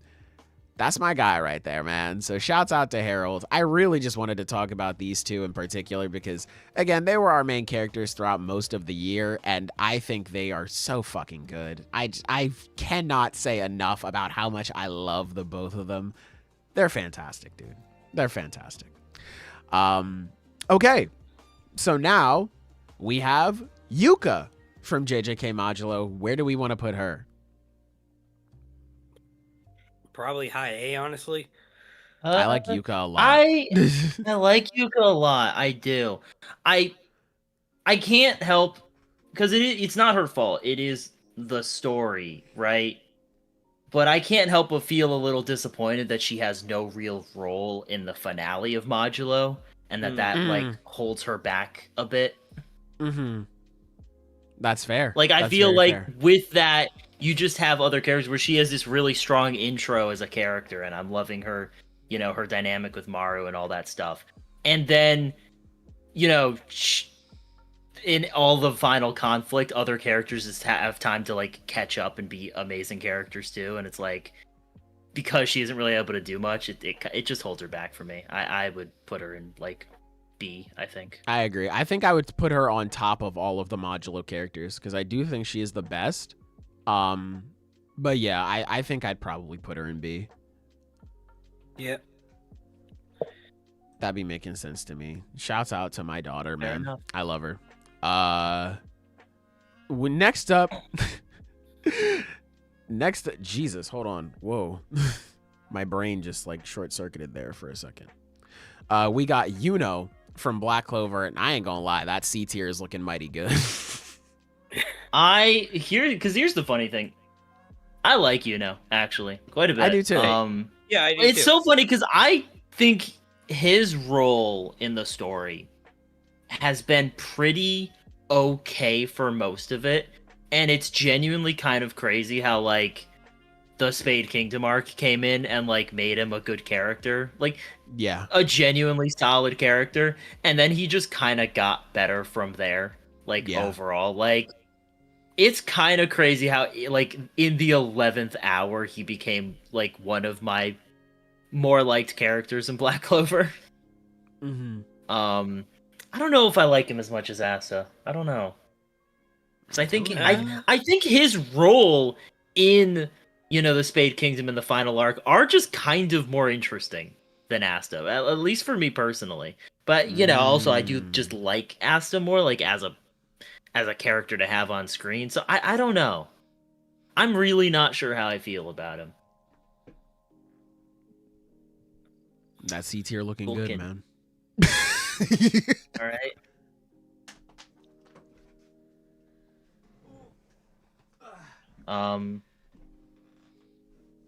He's cool. I like Here's his the thing. I like his role in the story. I like his overall, like, the guilt and pressure he feels as the top of his group. I like overall how he represents a lot of what the Wizard King can be, where it's like, I'm not gonna lie, he just makes a better candidate than Asta. Like, yeah, for sure. I feel like Tabata might have made a mistake there. Yeah. Because he like, who in universe is like I don't know if they vote or how that works, but, like, hypothetically, who's voting for Asta? Like, really? Like, You gotta hope that Yuno goes back to Spade, bro. Yeah, I mean, that's gotta be how it goes, because like literally no other option is available at this point. If Asta wins, it's a fucking DEI hire, bro. There's no way. There's no way. Listen, I don't man. know. He's cool. Listen. I would put him like probably lower B, like bottom of B, personally. So here's what I'm saying. I come back around with the offer. Do we put the Dandadan characters in C? I'm not gonna lie, I'm kind of not feeling them right now. Like they can be there, yeah. I'm sorry, Don fans. They're just not hitting right now. Like I'm letting it cook. I'm truly letting it cook. Because I'm like, listen, I think all that you said, I think I agree with that. I think Yuno's great. I like him more than the Don cast. I'm not gonna lie. But yeah, they're just caught in. They're just Momo and Okurun are caught in the unfortunate situation that any romance protagonists are in, which is just an amnesia arc. God, well, no, it's not even just amnesia. It's just like the infinite void of spinning our wheels. Like we can't just let them be together. Like, which is so. I'm gonna be honest. That actually does hold them back for me. Like they, frankly, should have been together by now. It's like so cringe.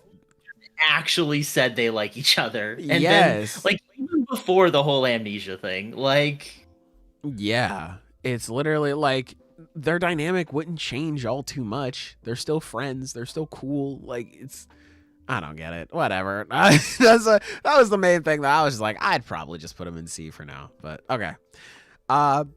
Last but not least, we have Izuku Midoriya from My Hero Academia. Where do you guys feel like putting him? Now, I gotta fight for my mans here. I know how it is. I know I'm up. about to get outvoted. I know I got the fucking. I know I got you. I got the chat in front of me. Like I gotta fight for my mans. I think chat is gonna be on your side. A lot of people have been talking about how I saw some people. I saw some people hating on him, but okay, fair enough. Okay, I can't see chat, so I'm fair enough. I think like genuinely with everything. I mean, even with like the final arc, right? I know some people don't like the final arc. I like the final arc. I acknowledge some of its lesser aspects. I don't think any of those lesser aspects involve him. I think like the only. What's up? I'll be right back, by the way, while you make your case. Okay. I just got to use the bathroom. Understood. Understood.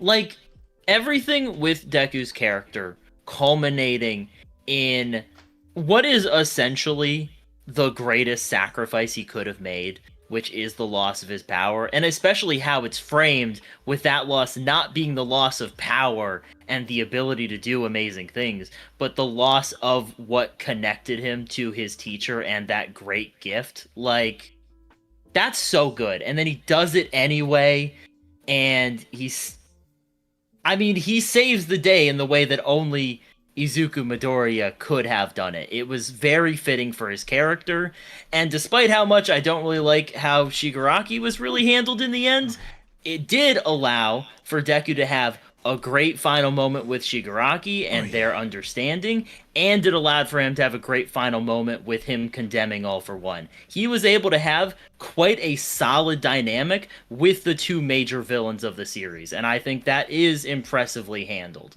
Ultimately, and also... You good? You all right? No, I was just reading comments. Comments. Like, a lot started coming up, and it kind of like... and it's like, I don't know, it's just cool. I just like it. Understandable. It's very, like, if we're talking about just actual character work and, like, how it fits into what the story's trying to say, he is one of the greatest representations of those themes. Like, he embodies that stuff very well. And also, I just like him. I think he fights cool. And I like his dynamics with other characters. So, that's just one of my favorites, personally. In the shonen battle manga sphere, he is one of my favorites. So I know my vote is going to get evened out, but I'm voting S. So y'all can bring him down with your votes. I don't care, but like that's my vote. Okay, I'm I'll say this. I definitely would say he'd probably be more an A tier for me. Like, because I definitely will say I like him more than Asta or any of the other B tiers.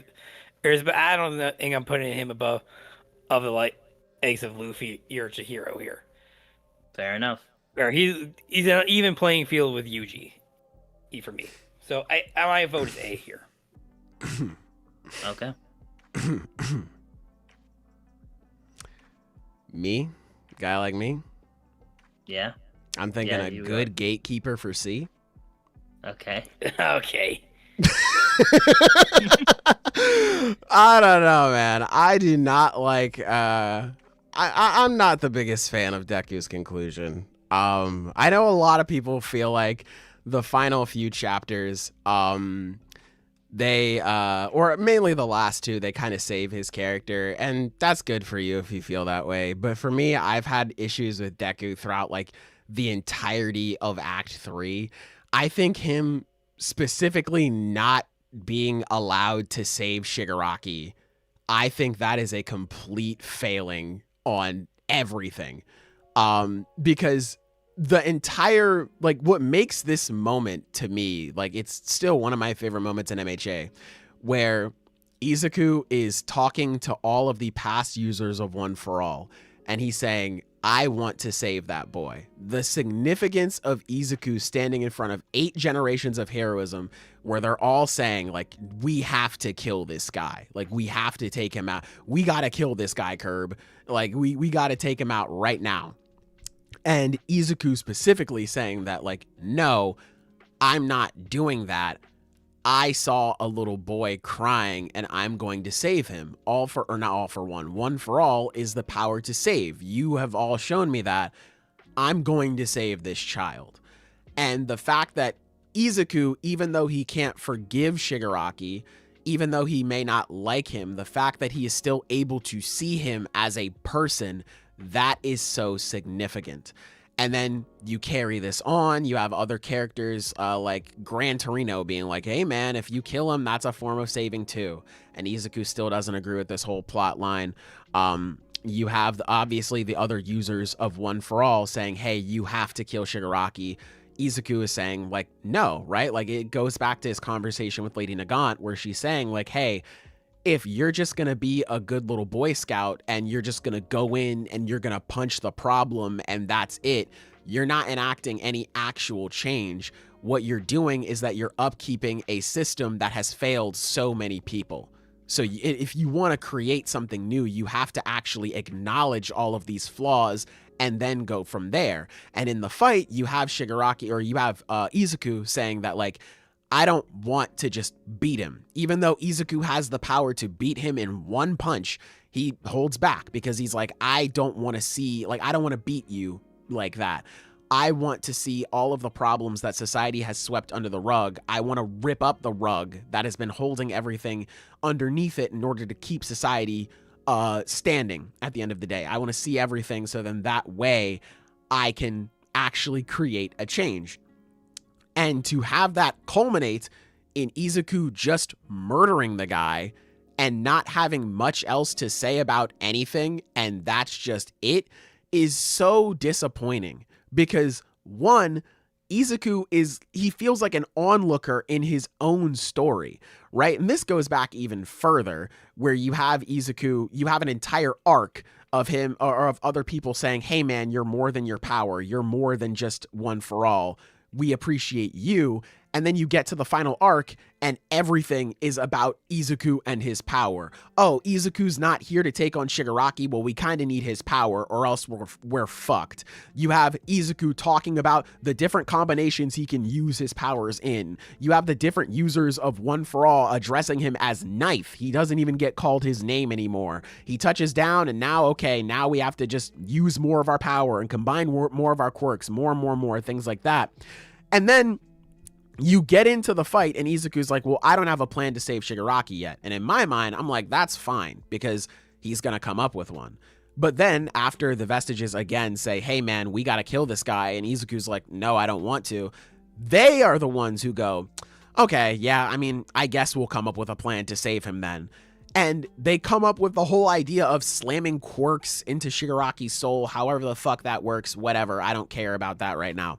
Izuku can't even be allowed to voice like, hey, maybe we don't want to slam Fa-Jin, our strongest quirk, into this guy, because like, what if he just absorbs it? We lose. So then like, we can't even do that. Okay, that's a small thing in comparison. We slam all these quirks into him. Then, actually, going back, they say, all right, we can stop Shigaraki, but you have to give up your quirk.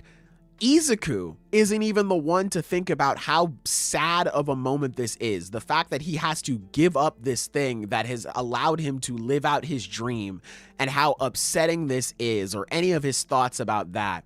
Instead, it's fucking Nana Shimura being like, oh man, I'm so sad, Izuku. That's so fucked up. Nigga, get out of here. I want to see Izuku talk about this stuff. Why are you telling me this? And then Izuku gets into the Vestige Realm, and it's like, okay, now it's the time to actually see what's going on here. And he sees a little bit of it, but he doesn't get to comment on any of it, because now this is more of a character moment for Nana Shimura, and she gets to go back with Kotaro and be like, oh, I'm so sorry I left you. I always meant to come back to you. Siri, please play Red Like Roses Part 2 from the Ruby Volume 1 soundtrack, please. All that other shit. And then he gets into his conversation with Shiggy, and Shiggy's like, yeah, but I think I'd still be evil anyway.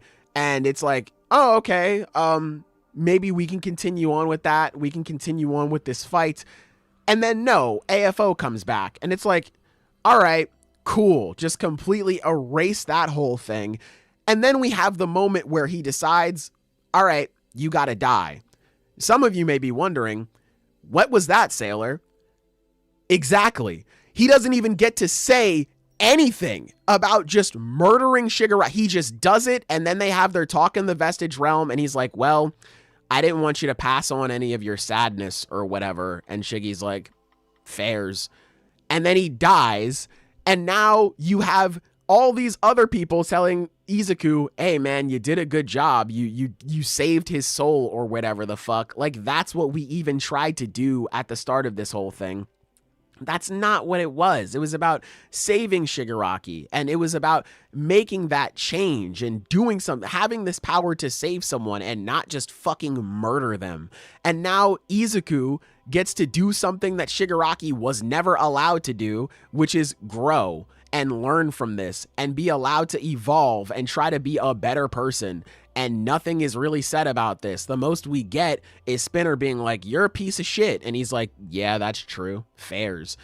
It's just so disappointing for everything that Izuku went through to get to this point. And I've seen people address this sort of, like these sort of critiques and be like, oh, but that would be corny. Respectfully, nigga, have you not been reading MHA? MHA has always been corny. And I don't even mean that as an insult. I love that MHA is corny. I love that sort of shit. If we could have had something where we send this motherfucker to jail, and now this becomes a conversation about like, okay, how can we actually make our prison systems better? Because we had an entire segment of one of the arcs being like, yeah, we don't even see these people as human beings. They're just flesh. They're less than human and blah, blah, blah, blah, blah.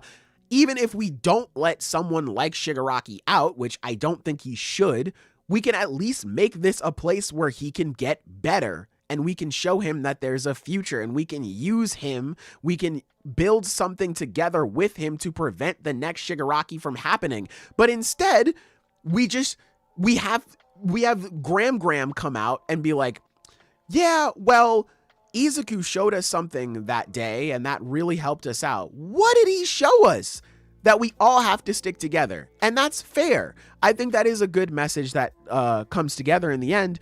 But what about the people who are already lost? What about Himiko Toga? What about a Dabi? What about a Shigaraki? These people who have granted done a lot of wrong. What about the significance of seeing them as human beings and helping them because that's the right thing to do, because that's what a hero would do?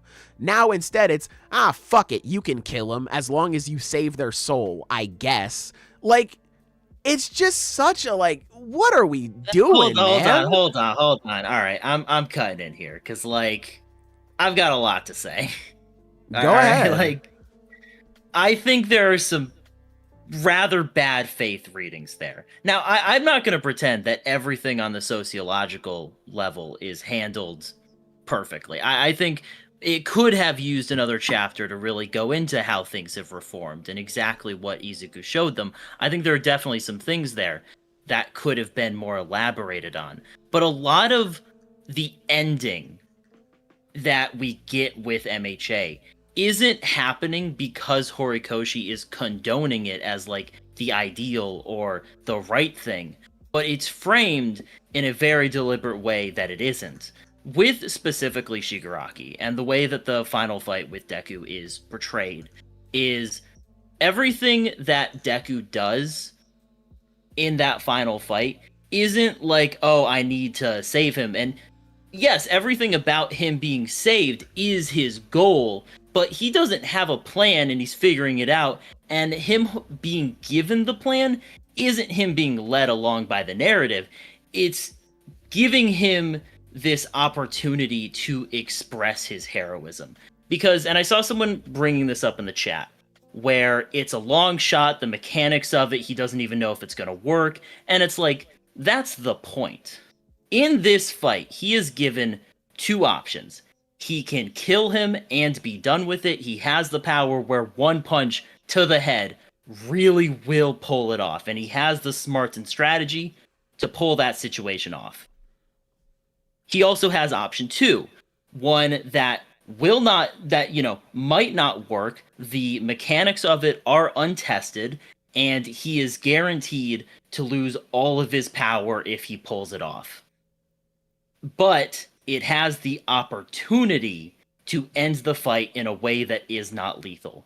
And his heroism, this situation, allows his heroism and his character to shine through because of how he picks that long shot, because of how he picks the option that gives him a chance to save him.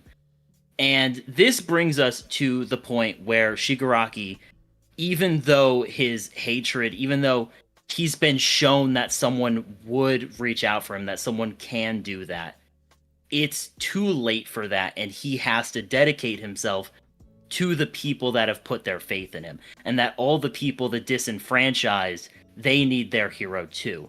And this goes into one of the bigger themes in the ending of MHA, where everything that happens with Toga and Dabi and Shigaraki is framed specifically as a tragedy. It's not right what happened to them. By all means, they should have been given a chance to be rehabilitated and overall grow from that.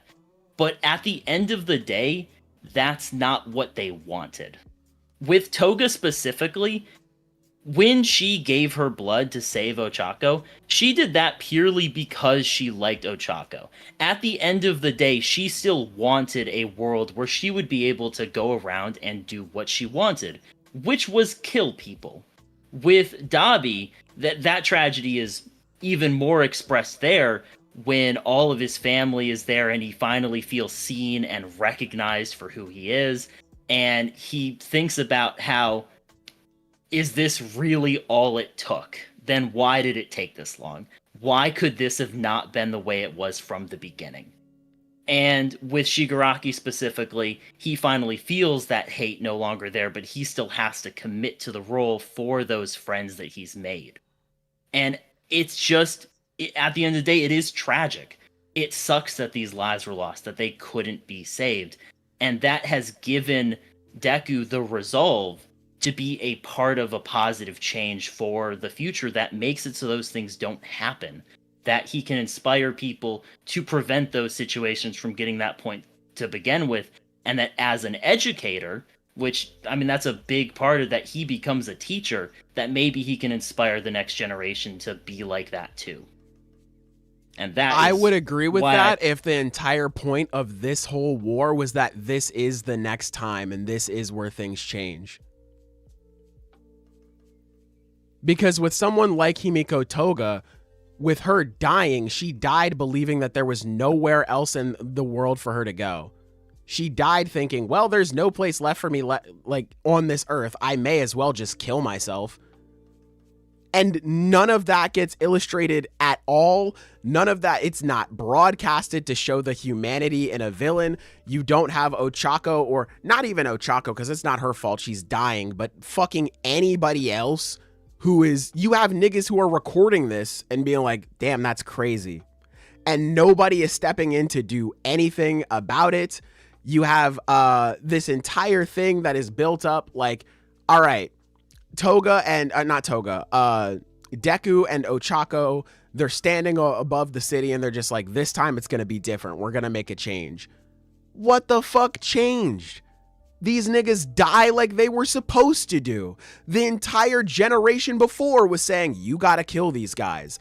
And they kill them. What has changed? Yes, they do. No, yes, they do.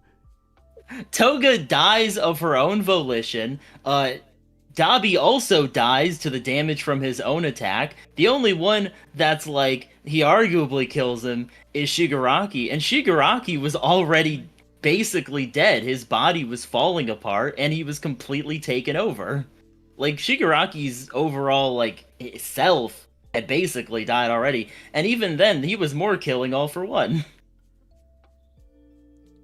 Who, you know, that's All For One.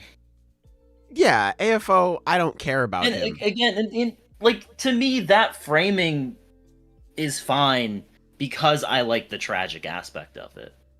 I like how I don't. That's where our divide is. I like how even in that, where it didn't work out for them, where they gave it their all and it didn't quite go how they wanted, they still made... It still mattered because it can make for a better future, that they didn't give up. That's the big point, is like, it's about the sort of endurance of it, being able to endure past those tragedies and make a light out of that. And that's why I like the ending of MHA, is even at its darkest points, it turns that into optimism. And I think that's fair. I just don't think that's, like, I don't think that matches up with a story like MHA, like I said, that has been corny before, like this entire time. And now it's just like, we have this thing where it's like, all right, well, fuck it. We all failed, but I guess we'll be optimistic for the future and we'll try to create something more.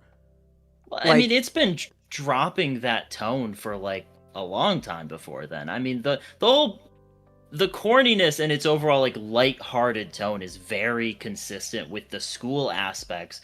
But whenever they're outside of school or whenever that stuff is interrupted, it immediately gets darker, and that darkness progresses into the final arc. Of course, and I agree with that. And the final war, and then the final war, like... Of course, I agree with that. However, I think that hope within the darkness was stuff that was going into this battle of like, I want to save this person. I want to help them. I want to, even the ability that everyone that sees them as a monster, I see them as a person and I want to help them. So them ultimately failing and then just going, well, we'll get them next time, when so much of the story emphasized that this was the next time, that this was when things were supposed to change, it feels disappointing. I like the sadness of it. That's the divide. Oh my god, this is a sick fuck. I like that it surprised me that. I mean, like, here's the thing, and this wasn't like, you know, being like, oh, I didn't see that coming, but I like how it turned out. Like, no, for a lot of it, I was honestly like ready to be disappointed with Shigaraki just being saved and like everything being better from that point on. Like, I was ready for MHA to be its typical self, and it surprised me in a way I liked. So, yeah. Hey man, I'm putting him good gatekeeper is C. That's a good guy right there. That's a good man. Man's got my S vote. So, how you feeling, Silver, after all that discussion? I'm still sticking with my vote for A. So it's like, if we average... Well, I don't know what else to tell you. Like, you both have great arguments, but it's like, I still would say he's better or than most of the B tier, but I'm not gonna be placing him in an S tier or with Luffy and Chihiro. Oh, that's my honest feeling. I would say I would place him right next to Yuji. That's where I believe he goes. Okay, so where does that average out? Like A? I don't know. I guess like I mean, that would be bottom of A, top of B. something like that. Jesus. I'll just put him in A. I'll be nice. He's going at the bottom of A though. Fuck this nigga, bro. I know. Yeah, so that's our little tier list there. That's our little tier list. We have nobody in F. How Denji escaped F, I do not get it. I don't get it, bro. Look, Fujimoto made part 1. You know, oh my god, yeah, Kanye made graduation too. He did though. Yeah. We have watched his transgressions for long enough. Oh, I'm fucking addict. God damn it. All right. Aside from Denji, I think this turned out okay. I think this is a pretty good looking tier list. I like it. Certainly got a good pot out of it. Yeah, this is fun. This is a good time. Let me actually shift back to the normal setup, so then that way I can see you guys all again. Boom, there we go. Okay. Sailor think of themes and such. True. My bad. I didn't think about that. Shouts out to the damn one with the 10 saying reaching episode 200 is something only the big 3 could do. So for that, stand proud. Not gonna lie, YouTube would be less fun place with would be a less fun of a place. I swear I can read without y'all. So thanks for everything. Thank you so much. Man. Hey, YouTube would be a less fun place without all of y'all as well. All of these comments, all of our shenanigans. We've been blessed with a pretty great chat. I'm not gonna lie. It's been pretty damn good, man. It's been pretty damn good. So thank y'all for treating us so well as well, man. It's not just us up here. It's y'all showing up constantly every week, being just as consistent as us. No matter if y'all are earlier than us, you know, you guys show up like a million minutes early, man. We always show up on time, though. That's just how it is. But yeah. Really good fun. Really good fun. I'm new here. You guys are funny as fuck. Hey, welcome. Thank you guys so much. Thank you. Thank you so much, Maria. We appreciate that. WKey.PFP. Thank you guys so much. Shooting for over 3 hours today. Chunky podcast. Chunky ass podcast. Hey, but we had a lot of content, man. We had to come through with the content for y'all, man. It's big episode 200. Let y'all know we're serious. We do this shit for real. But yeah, I think next week, what do we have? We have like One Piece. We have Kagurabachi. Do we have Kagurabachi? I heard it's going on break. Fuck! No! Hold up. Let me double check. I just don't know what the break is. I might be next week. I don't actually know. Not according to this. We should be having a chapter next week still. Yeah! Okay, hopefully we do. Cool. If we suddenly get a break, then wallahi, I'm crying. But yeah, Bachi is on break. Wallahi, bro. I don't know. I don't know what to believe anymore, man. I don't know. Okay, I'm just going off of what I'm seeing here on Viz. Is they say new chapter in 7 days, so it's like official Twitter page said it's GG's. Oh, great. Damn. So they'll probably update that soon. Damn. Shout out to the damn one for the 2 saying at Lemon Cloud what he said. Oh fuck. Now I have to find out where that was. Can we share custody of that donation? Like, just add my name to the bottom of the group project. Say, yeah, that's from both of us. That's from me and Twin for real. You know what? Hey, and that's an even 6 across the 12 that you guys donated. Hey, so that's good. That's really good. That's W teamwork right there. So then the only chapter we got next week is going to be One Piece. Wow. Damn. All right. It's going to be a new one. Well, maybe we load up another game of Keep for Cut for. I don't know, but or maybe it's just another short pod. Or maybe it's a short one. You know, nothing real auspicious about 201. Like that is true. That's true. We'll see. We'll see. You know, we'll see. We'll see what Oda brings us. But with that all being said, that's the end of this one, man. Thank you guys so much for listening, whether it's live or after the fact. Let us know down below what your favorite chapter of the week was. It doesn't have to be anything we covered here on this podcast. Let us know what, I guess, your favorite moment on the podcast was, if you have one, in all of our fucking 200 episodes. But yeah, with all that being said, we're getting out of here. Thank you all. Goodbye. Mwah! And good night.